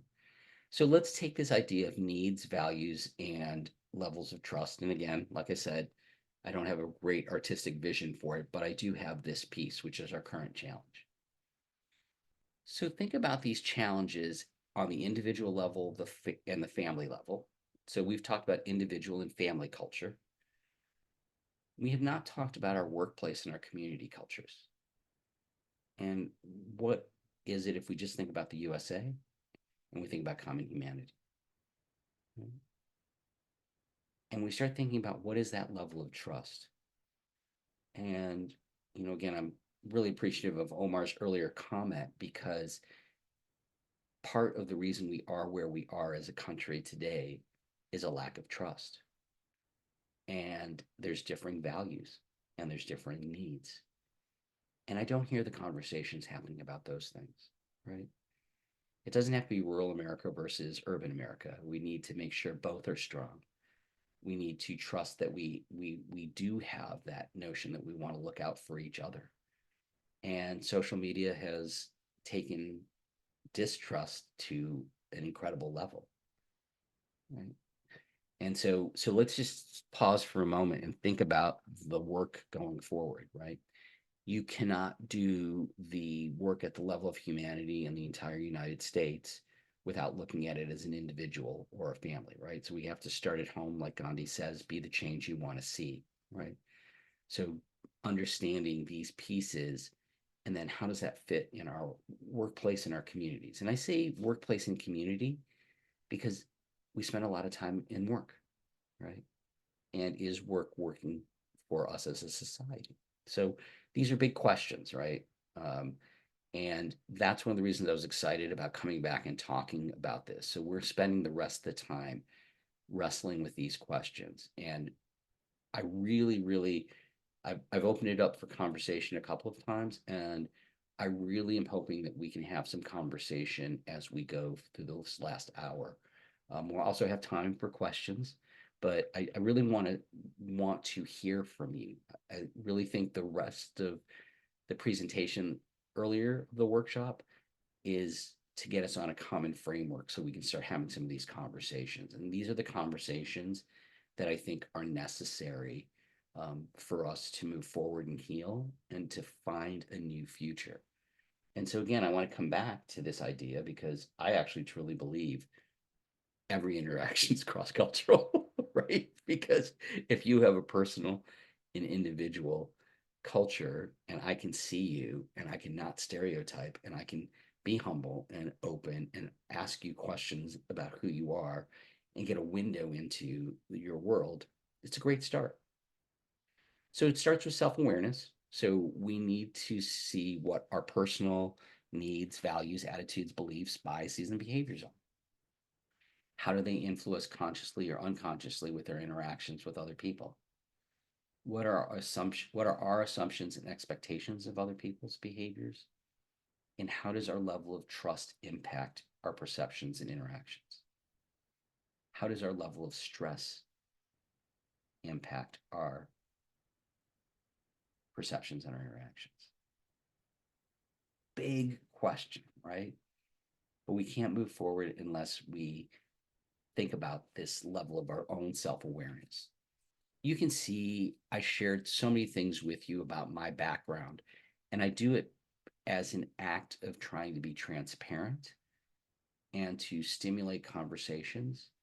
And if we were in a more kind of intimate space, I may share sort of some of the hard things that I've been through, right? So that you know that, hey, this guy looks successful, but hey, I had a kid with serious mental health issues that required hospitalization, right? Um, when I'm with families who are going through a similar crisis, I'll share that. I'll share that there's, light at the end of the tunnel. So again, what we share, who we share, where we share is really important. But what are those needs, values, attitudes, beliefs, biases, and behaviors, right? And how do we create space to look at that? And again, if we can think that people have formed their opinions and their assumptions with innocence, then it's a different conversation. And so I'm a little bit more trusting of others to be who they are, not who I want them to be. So again, I'm going to bring up one of the 4 agreements from Don Miguel Ruiz. Don't make assumptions, have the courage to ask questions. So making assumptions happen automatically. Believing your assumptions becomes a choice when you train yourself to see them. You first must become aware of your assumptions, implicit or beliefs and biases, and then you can reflect on them and you can choose to maybe reframe them. Right? So again, I'm going to bring back a slide that we had earlier. So reflection promotes growth. So again, people have this notion of the word resiliency. Like they throw that word out there.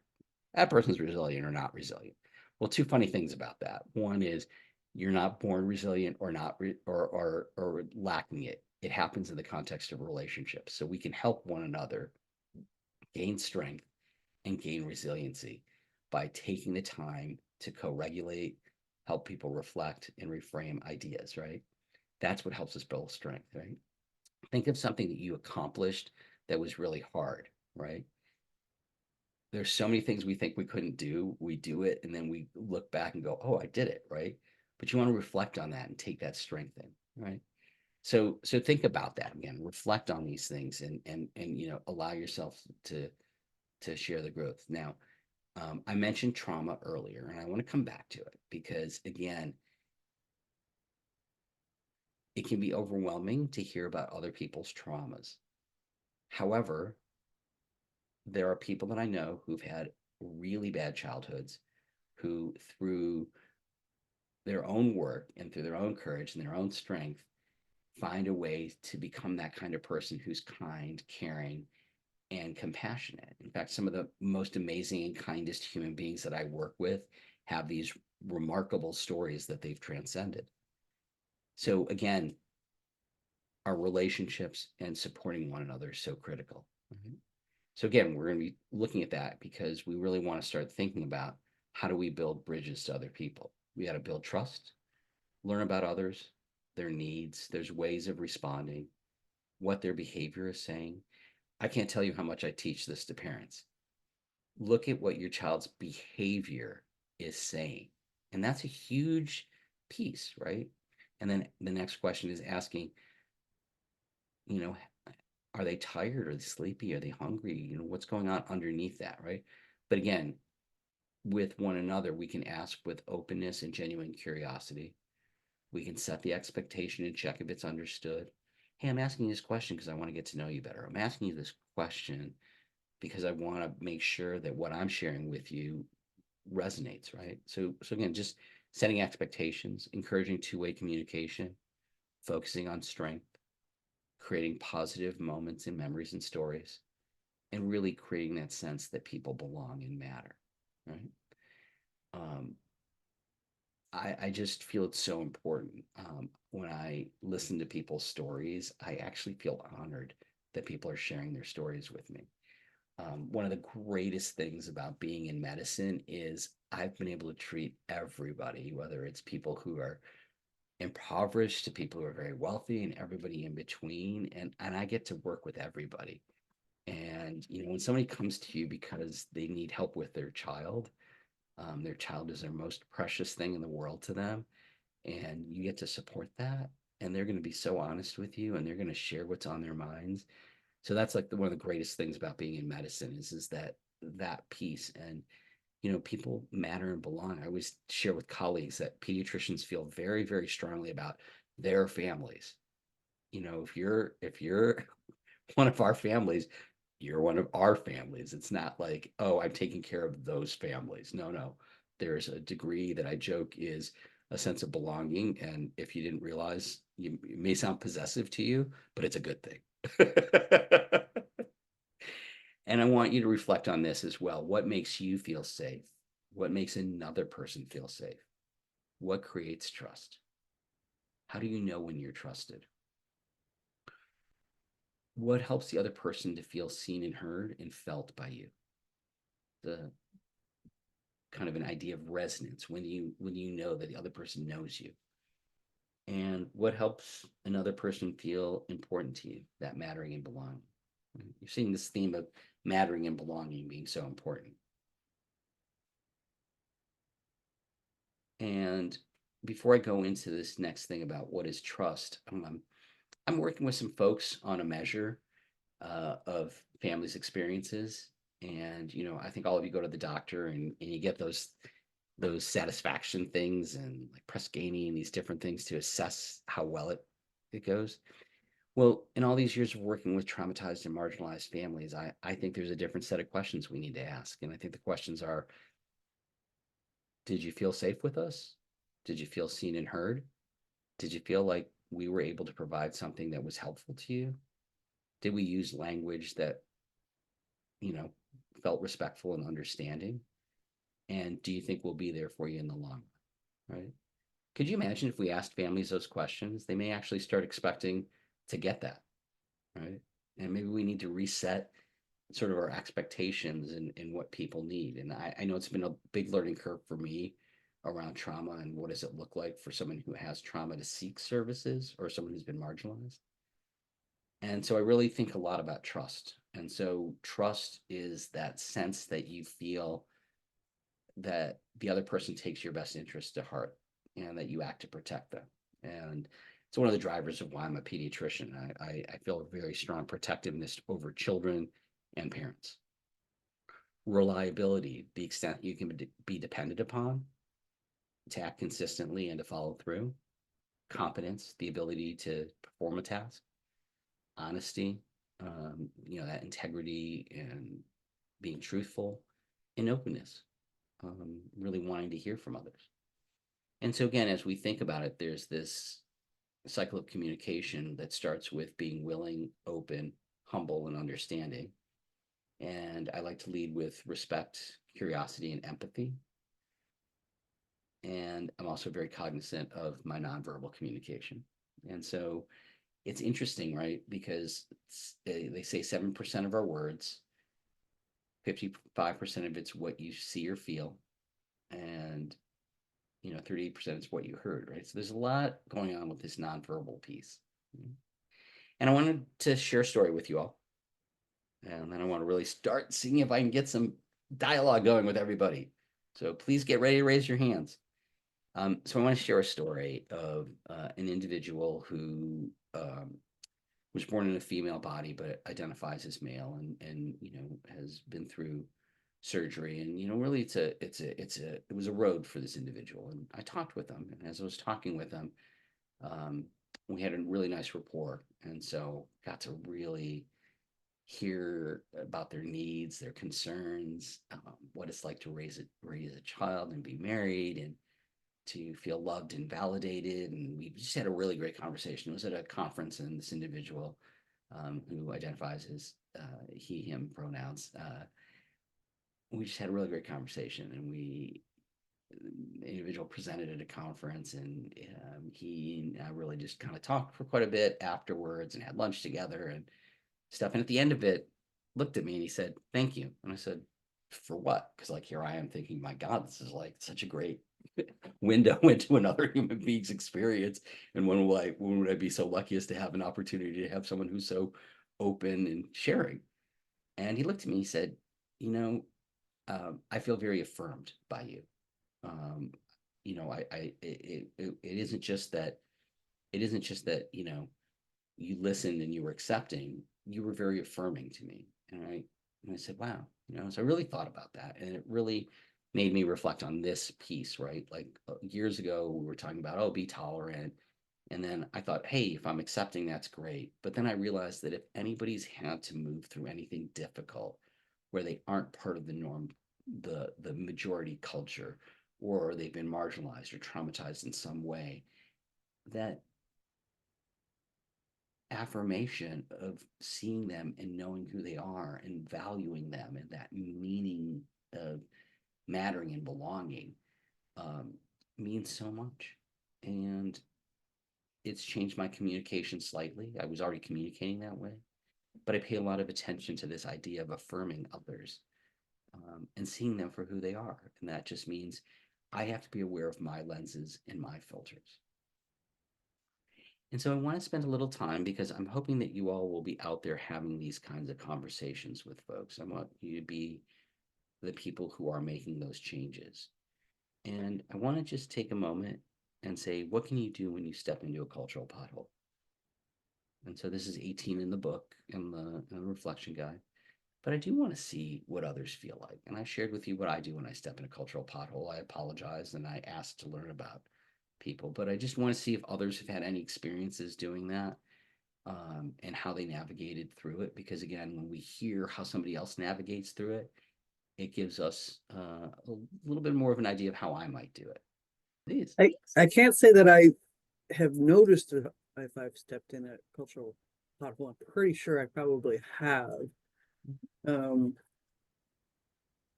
But so what I would, if it comes to my attention, I guess this is what I would really like to do, would be to apologize, explain that, I did not mean to step on their emotions or their perceptions or uh,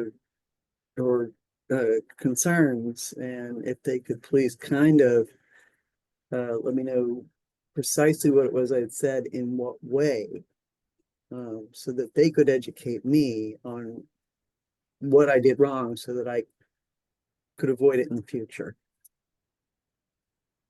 So Teresa, so I just want to kind of come back and say some things that are so important, right? And I think it's so interesting because I feel like now we're living in a time where there is just such a level of sensitivity and defensiveness, and there's almost a little bit of an aggressiveness that I sometimes run into, that I haven't noticed in the past. And as I'm listening to you, I'm like, oh, this is someone who's very kind, who never has the intention to hurt somebody. And I think that's where we have to get comfortable and say, listen, it was not my intention to be hurtful. And like you said, I really welcome the opportunity to not only get educated, but to know who you are. Right. And I think that's the piece. Everybody wants to be known, right? Everybody wants to be seen and heard.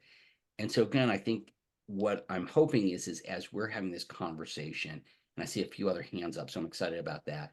But again, as we're listening to each other about like how do you do this, um, we get more comfortable with it, and we get more curious about others, and we get more open to the conversations. I don't think you need to be more open as a human being. You sound like somebody who's very open to listening to others, but it's that That's, it's yeah, open to the opportunities and creating the opportunities so people can say, this is who I am. And like I said, that we can affirm, I see you, I hear you, right? And that's what we all want. And by doing that, then we start creating this bigger sense of us, right? That I can be who I am and be respected for who I am. mhm. So thank you. You're welcome. Thank you. So then I saw Jennifer and then Michelle. Okay. Hi, I kind of have fallen into a cultural pothole with my in-laws Uh-huh. a couple times. So I was raised Catholic. I helped Yeah. care for my father in the last few years of his life, and my in-laws are in their 90s and are getting to the point where they come home from doctor's appointments and can't clearly tell us what's going on or what has been going on.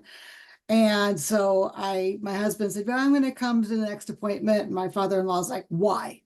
And I kind of said, maybe just to have somebody who can jot down notes so that afterwards you can hear it. And you can just, the glare out of his face was like, I'm like, okay, we're just going to do this and move on. But it was definitely the culture of his family and not wanting to talk about everything that's going on or to be as clear is different than mine and what I've been dealing with my dad and being the person who was always there and taking the notes and then communicating it out to everybody else and having to remind my husband, oh, did you actually tell the diagnosis to your brothers?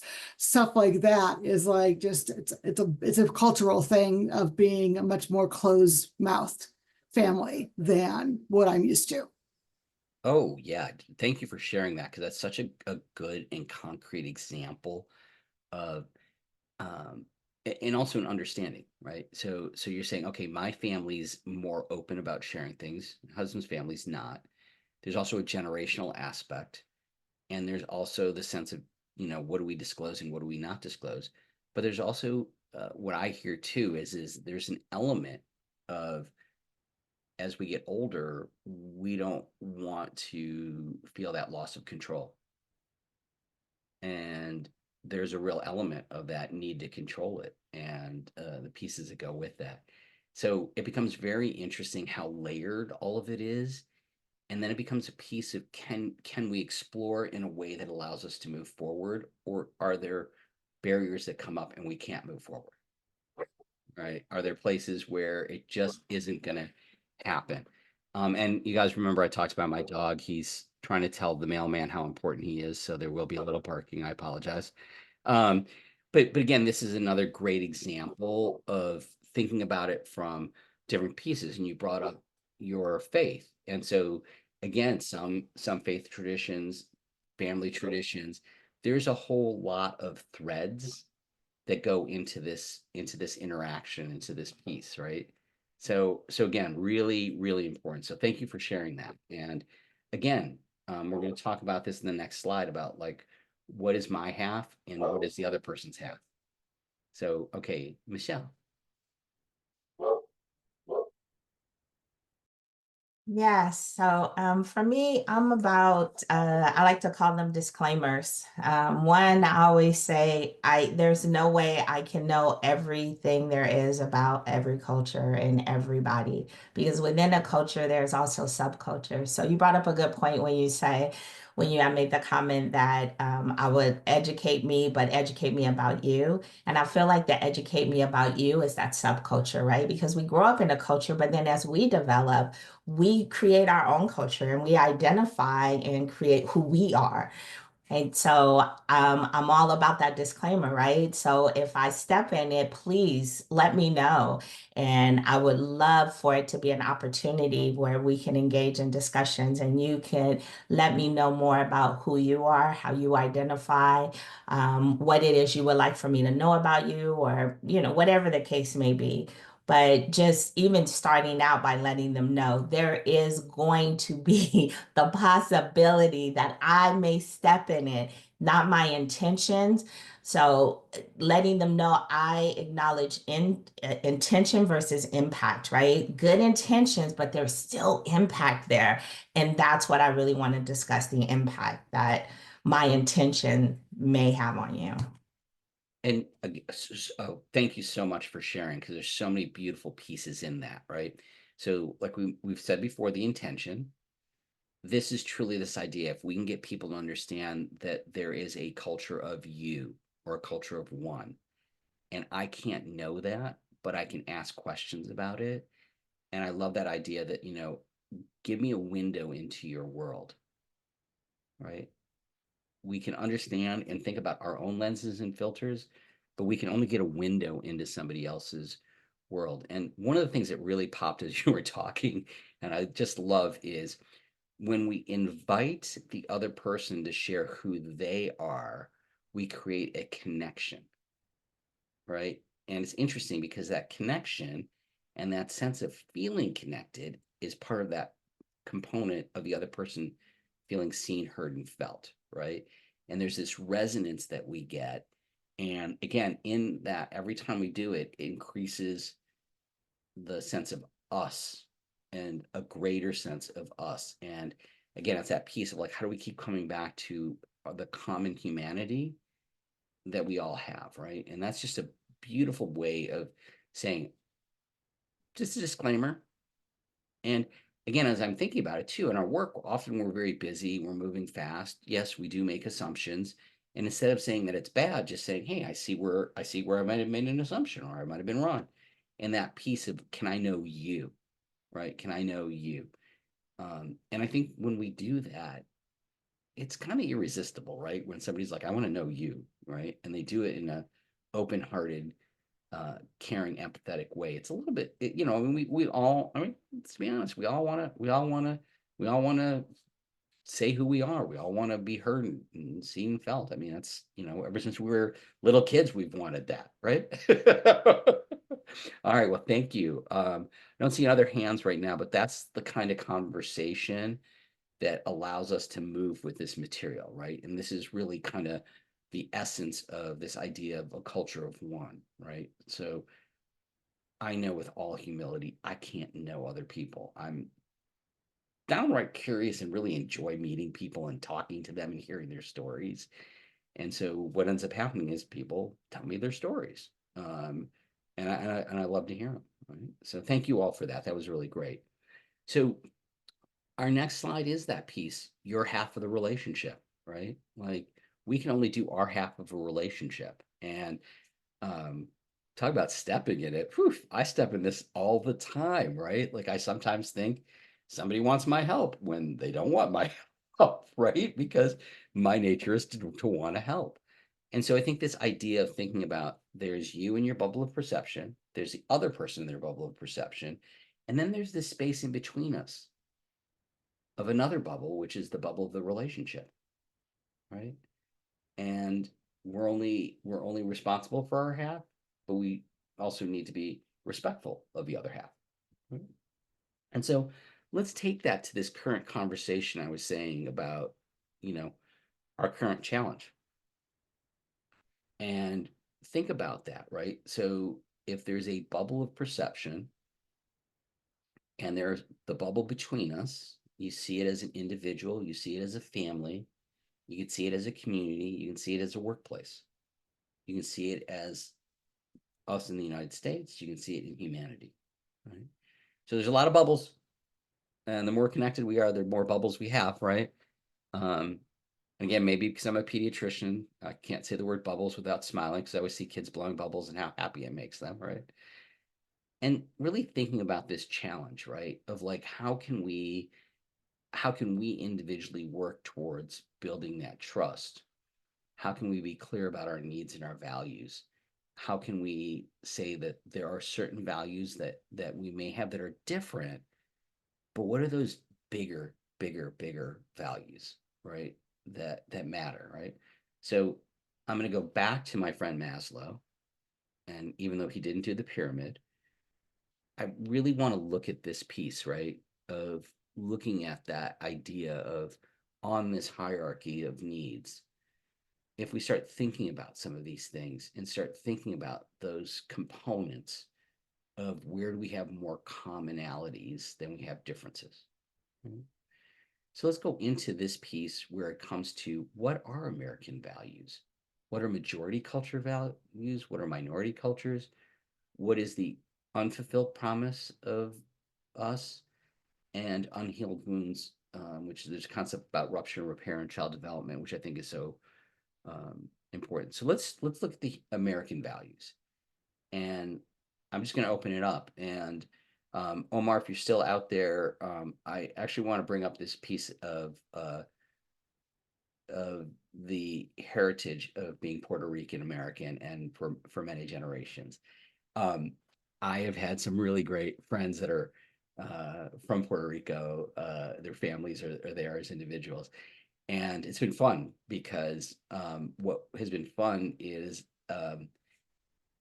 that was my friend group that helped me understand the differences between the groups that are Latino. Because there's a very, very distinct culture and identity that comes with it. And then the culture and identity of being here, and then you see families that are blended that are Puerto Rican and Dominican, Puerto Rican and different groups in America. But the piece that's kind of interesting is there are some cultures that have such great traditions and joys and sense of belonging and sense of mattering, that again, if we can allow that to be part of the American experience, we're a better place. So again, I think it's interesting for those of us that have multiple ethnic backgrounds or pieces of it. It's interesting. So I just want to kind of see if folks want to reflect on, our minority cultures or majority cultures. I have a colleague that I work with who's a lawyer, and he is the most kind of, he looks like a lawyer, and he married into a Persian family, and he laughs about, when he was growing up, a big gathering was 5 people. When he's with his wife's family, a small gathering is 45. So again, it's that interplay of the different pieces. So just want to see if folks have ideas of when you hear of American values, what comes up and what does that promise? And so while I'm waiting for people to be courageous, I will tell a funny story. So when we came to this country, I was 18 months old, and my father's probably one of the proudest was one of the most proud Americans you could ever meet. He just loved this country so much, and he wanted us to be successful. So when we were growing up, he took us to like all kinds of sporting events, and we learned all kinds of sports, right? And it was pretty funny. And I always say to people, I'm like, can you imagine how funny it was to see this little Indian family going to a hockey game where none of us really knew what was going on, but we went to like learn.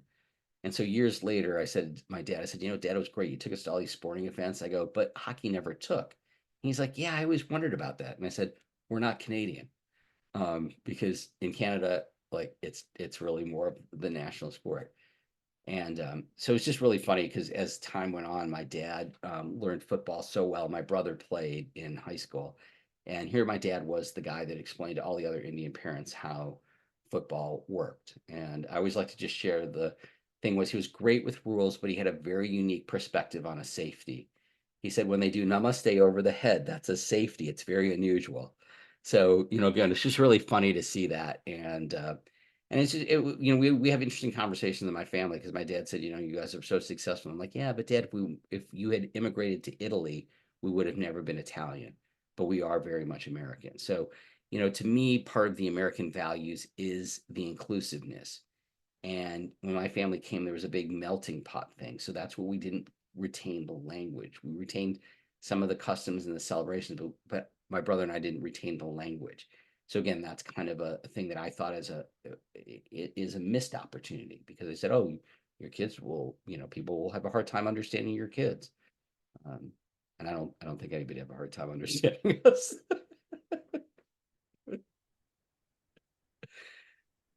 So if folks want to share kind of anything about American values or the unfulfilled promise of the US of like where we could go, things that still need to be dealt with. Mm.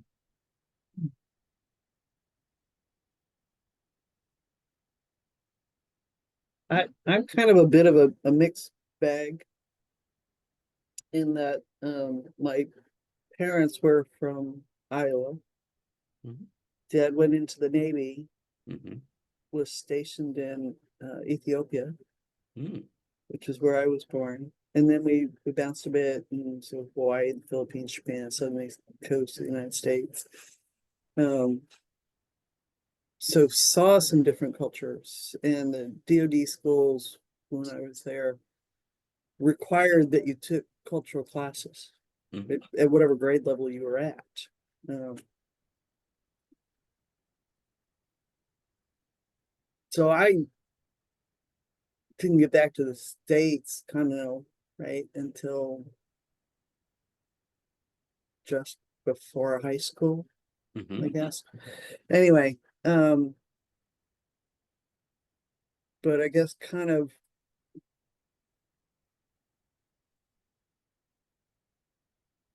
we talked earlier about like same family members having different cultures, Mhm. even though you're in the same family. Mhm. Well, it stuck with me because my sister had told me she was very excited when we were coming back to the States because she was born in Maryland, where I was born overseas. My brother was born in Japan. Mhm.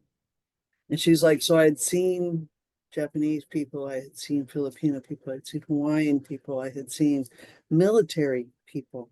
Mhm. She was really looking forward to seeing American people. Yeah. And I kind of went, huh. I mean, because there was not even quite 2 years difference between us, but I knew everybody that she had just listed were all American people.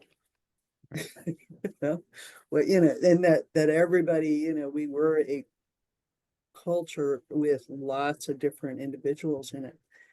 Um, and she somehow just kind of assumed that they would be just another group that she'd be meeting Mhm. rather than having already met all of them. It's, well, first off, it's a great story, and it's also really important, particularly for us in San Diego, because we've got such a huge military presence. So your experience is actually more common here in San Diego for a lot of kids that grow up with that experience. And again, there's Mhm. that piece of one piece is the moving around, the other part is being exposed to. There's being Mhm. exposed to other cultures and open to them. There's being exposed to other cultures and having judgments about them, right? And so, Oh, so yeah. you're speaking about it from that open-minded of like appreciation of those places. Oh, yes, because my parents loved it. They loved going to every other culture and place and checking them out and learning about them. And so, yeah, that was exactly how I was raised. And the other part is the military is a culture in and of itself, Oh, and the yeah. different service branches are cultures in and Yes. of themselves. Like But, when I yeah. got here and I was told, well, you'll have to make sure that, command is okay with that. And I'm like, command? Who the hell's command? Is that like some kind of a like, so I had to learn about all of this and I had to learn about all this because it wasn't my experience. So I moved over here 24 years ago. There was just another culture that I wasn't as exposed to. I had friends that were in the military, Yeah. but it's different when you're actually taking care of patients. It is. It took a long time, when I moved out, I stopped calling grocery stores commissaries. Oh, yeah, wait a minute. No, sorry, you call it a grocery store.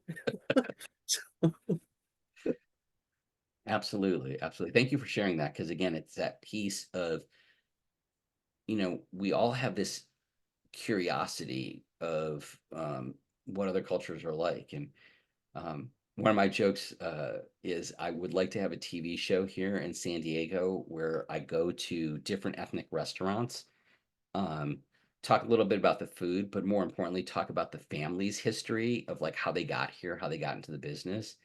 And that's actually one of my shortcomings is when I travel, I went to Italy and people were like, "Oh, the food's so great there." I'm like, "Yeah, but it's Italian food every day. I'm so used to variety here, right, in San Diego."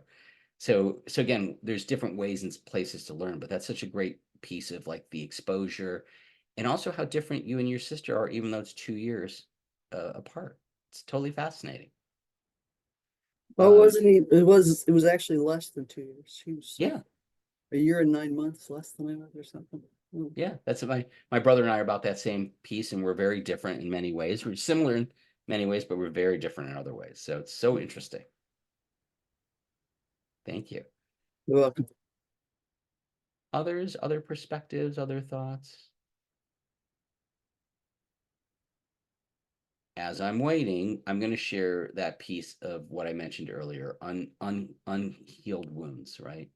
So I'm not a fan of any of the isms, sexism, colonialism, colorism.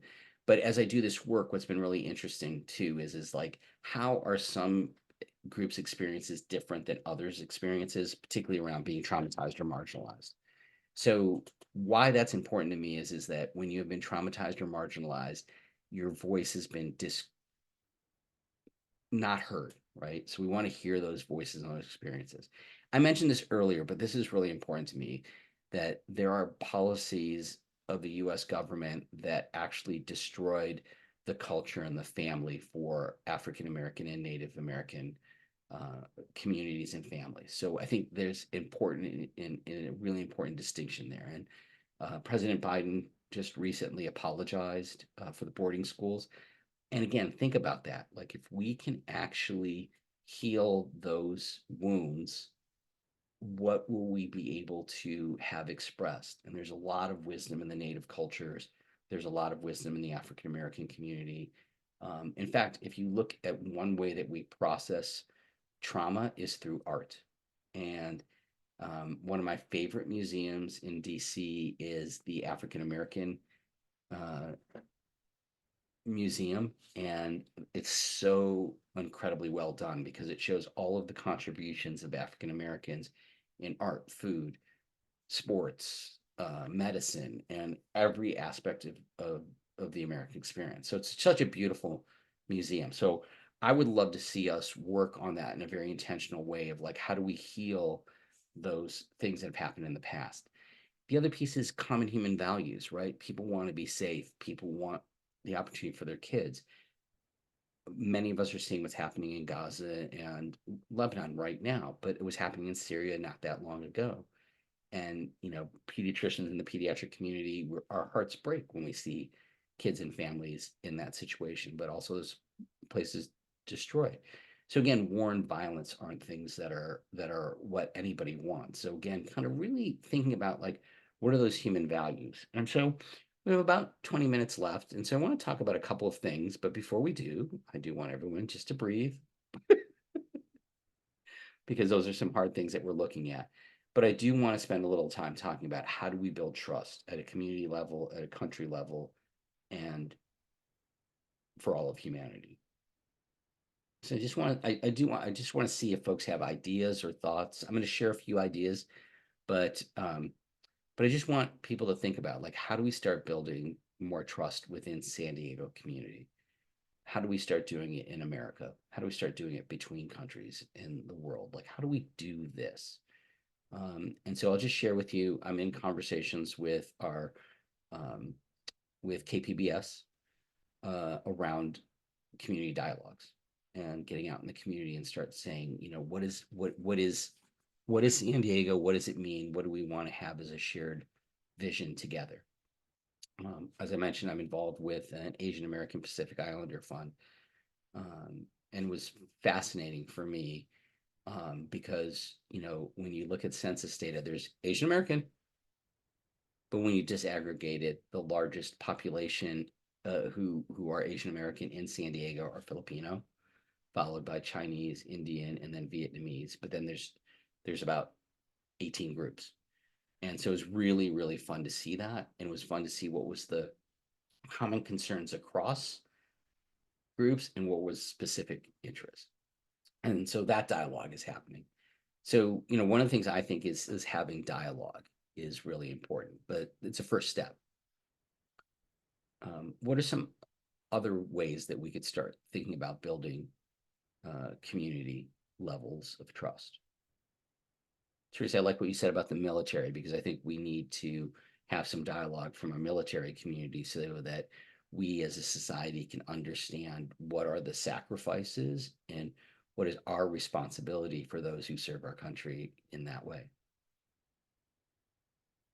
I can say, trying to involve the community, making sure that they have a voice. Yes.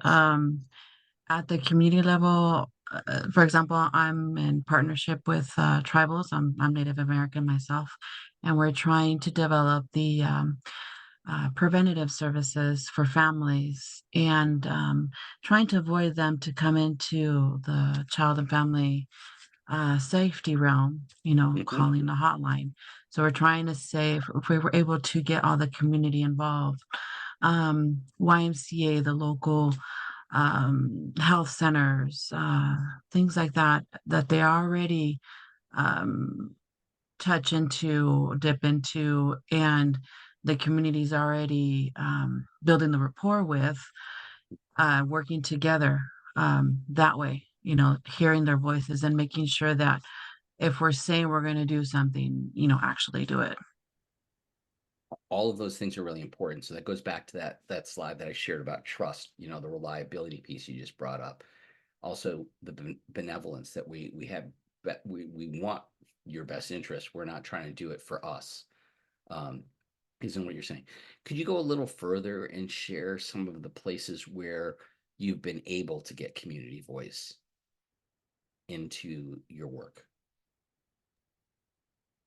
Yeah, for example, in East Region, there's a large Chaldean population. So we have the community based organization that assists parents with parenting classes, things like that, home start. Also with the tribes, we've been able to meet monthly with the tribal representatives to hear the voices as to what it is that the local tribals are needing, within the county. So for example, more native, employees to be hired to work with them, more of that trust and building that rapport. Um, so it's slowly getting to where it should be.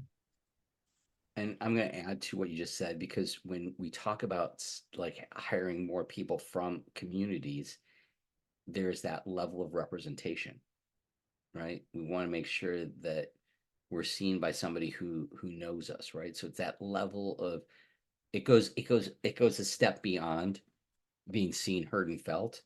It's feeling that you have some decision making ability and you have somebody who's there representing you. So that's really wonderful. That's great. So it's like all of those things you said, and I'd actually add that, the importance of representation in the decision making process. So thank you. That's great.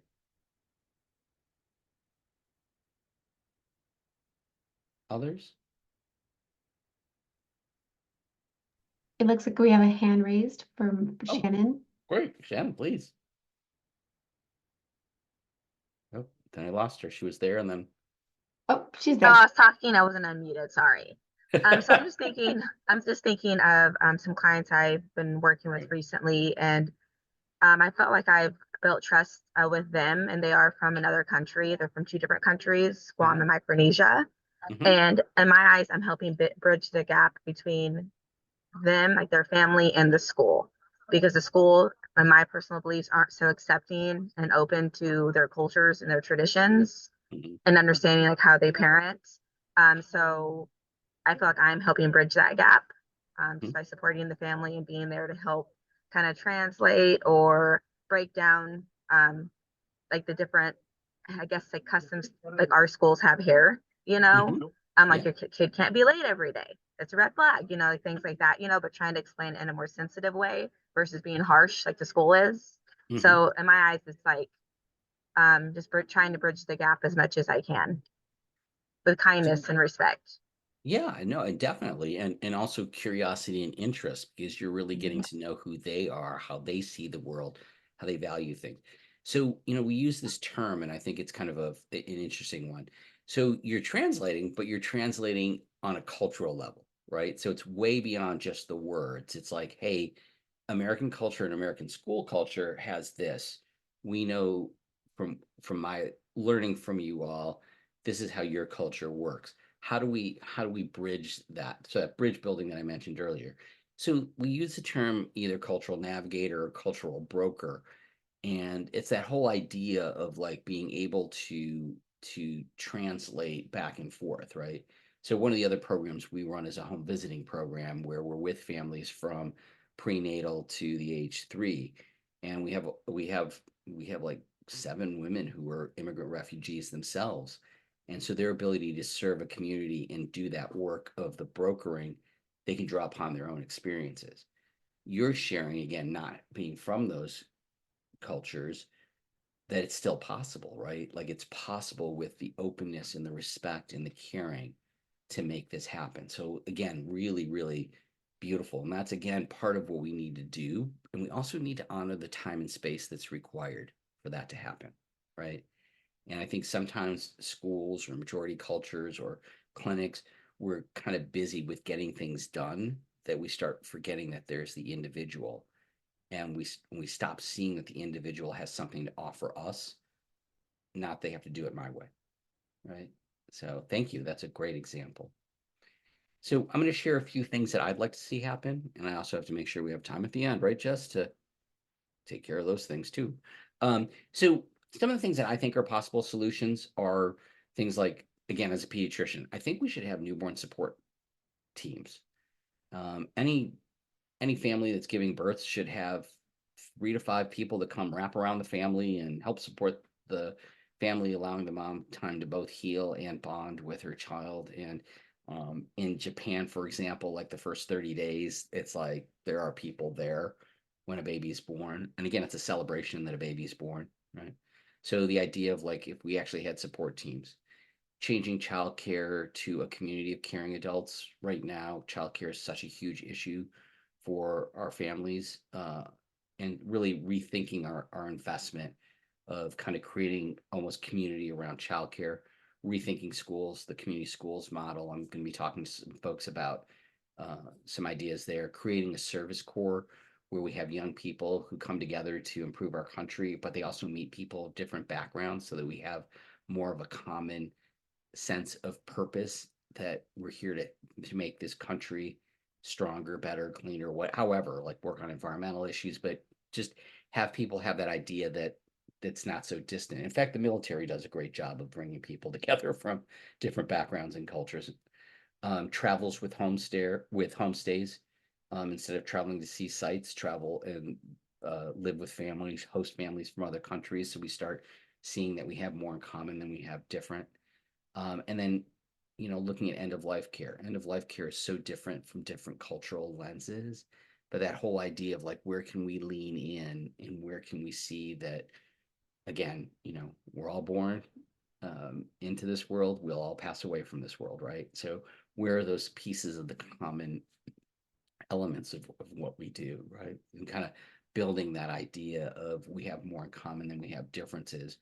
Every problem that we have really does have a solution. We have a real division of income in this country. You go to a Scandinavian country, and it's a lot more collective. Now, the flip side of it is Scandinavian countries tend to be more homogenous, so people see themselves in the other person more. And so that's what I'd love to see, is for us to start working towards helping us to see one another in each other, and really kind of coming to that place of common humanity. And how do we do this together? We've got some really enormous crises on the planet right now, with the environment, with civil unrest, political unrest. There are going to be a lot of refugees for climate, for economics. How do we manage these things? How do we support people? How do we understand that our policies um, have impacts in Central America that then have people migrate here? They don't want to come here; they want to stay at home. How do we help not just each other, but help the entire world, to really kind of get to this piece of that incredible potential that we have as humanity? And I think the United States is an amazing laboratory for that. And can we redress some of the wrongs? Can we level the playing fields in different ways? And I think the lens of coming through it from culture is a real opportunity to bring in that place.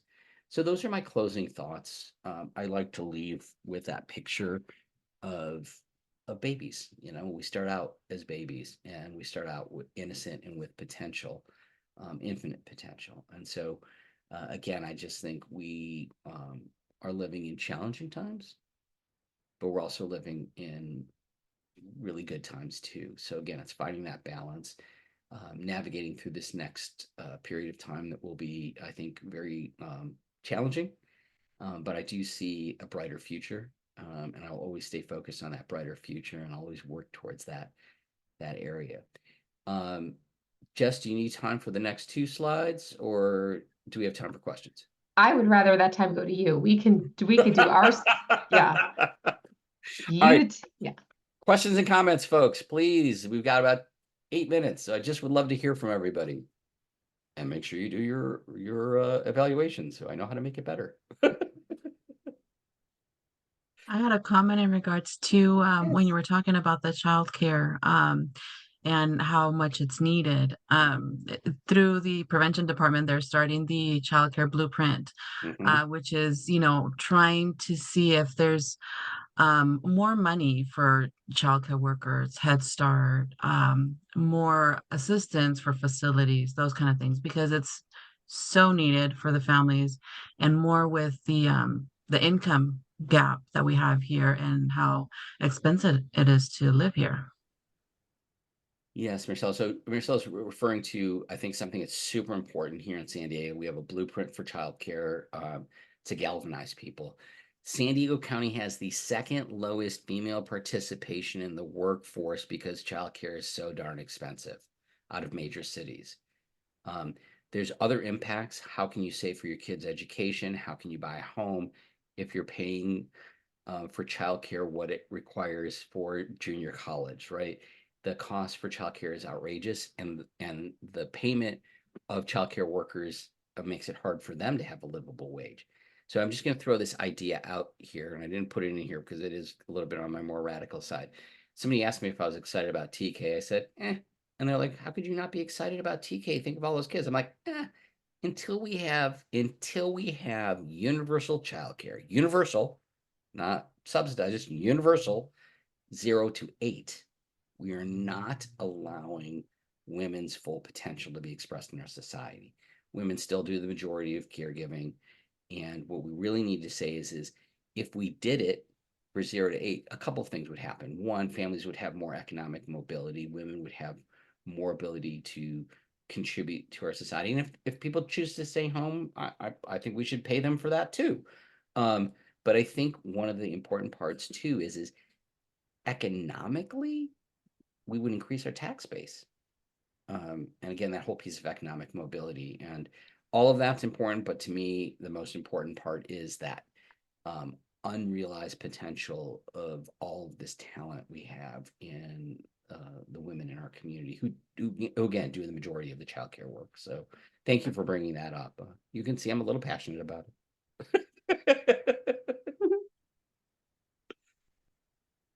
Other questions, comments? Thank you for that. I would say, just as you're thinking through your comments as well, the information that Dr. Gadwani's put together for you was incredibly intentional. It was a journey, Mhm. right? A journey from the inside out. So I would just ask you, Oh, in the chat, if you wouldn't mind, why don't you share with Dr. Gadwani? Of course, if you want to make it private, you could do that in the chat as well. But what is something that has shifted, if you've had a shift in this conversation? Ideally, you left with something you didn't know before, you didn't think before. It gave you a moment to go, huh, wait a minute. Because new questions lead to new answers, right? For us as a person. So why don't you take a moment, if you wouldn't mind sharing that in the chat? I would love for Dr. Gadwani to have at least I think of it almost as a bulletin board of the things that really kind of hit well, because as I'm sure we will petition and beg for him to come back, because we always love a good Dr. Gadwani presentation. This also kind of helps your facilitator figure out, where should I lean into? What are the areas of impact for my next round? So I'm going to ask you to take a second and enter that into the chat, please. And of course, if you have questions, you can raise your hand. I think we may have time for about one or two more questions. Yeah, and just to kind of to capitalize on what you just said. So Mhm. again, do this on an individual level, do this on a family level, but also think about how do we do this in your workplace, right? So we are going to gear it so that when you get the follow-up materials from Caltrans, we want you to use this material. We want you to have these conversations in your workplace. If you want to be in contact with me about coming to your organization, we can figure out some of those things. But I just really want to applaud Caltrans for just all the support, but also the thoughtfulness of the reflection guides, because again, we want you to have that to go deeper. So let's see what's happening in the chat. Yeah. Someone says we're culturally unique. That's a big one. We're on a journey of growth and learning. These are all great. And what I want to let you know as you're thinking through these thoughts as well, we will start to provide in the chat in just a few moments. We're going to start to provide a survey link. That survey link is going to have access to not just a survey, but your certificate of attendance. And for those of you looking for CEUs, it will give you a chance to learn that as well.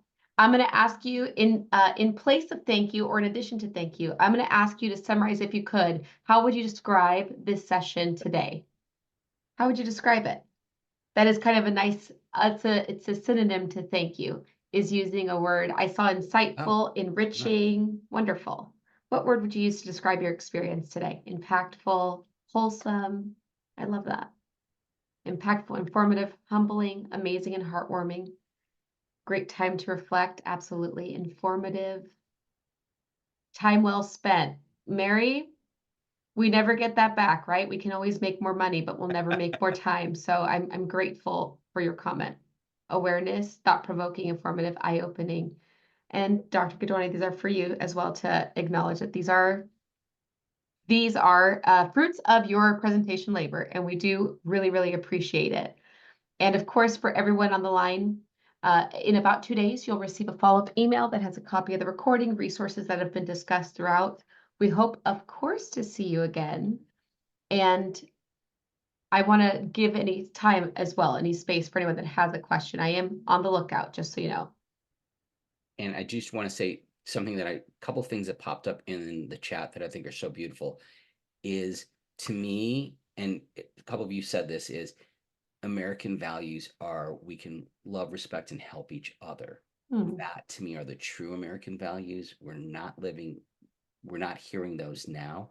And then somebody also brought up something about what do we do for communities that are poor, white, and disenfranchised. And I've had some really great conversations with colleagues around the country about that issue, is that you can't just throw out terms and not see that the disenfranchised and dehumanization of different folks and the exploitation. And we really have to kind of move to an economy of inspiration and uplifting, and that interconnectedness. So again, really just to me, it's just a wonderful way to spend time and to have conversations with all of you. And yes, there are some hard things. And somebody had a comment about, oh, the past is in the past. Yes, the past is in the past. No, the past is still here unless we heal it and grow from it. And so I'm really, really excited about the day, and just really, really enjoyed being able to be with you all. Well, on behalf of Caltran and all the participants, we want to say thank you for your time and your expertise, and for putting this content together and giving people a chance to stop and pause. To all of the participants on the line, thank you for your time. This is a lot of time, and I'll be honest, a lot of these words that I'm reading like inspirational is how I personally feel about you in these conversations. Thank you so much for being inspirational and being humble and honest and all these wonderful things. You inspire us as well. So with that, we want to say thank you for joining another Caltran session. We can't wait to see you again, and we look forward to having Dr. Gadwani back for future sessions. Hope you all have a wonderful weekend, everybody. Take care.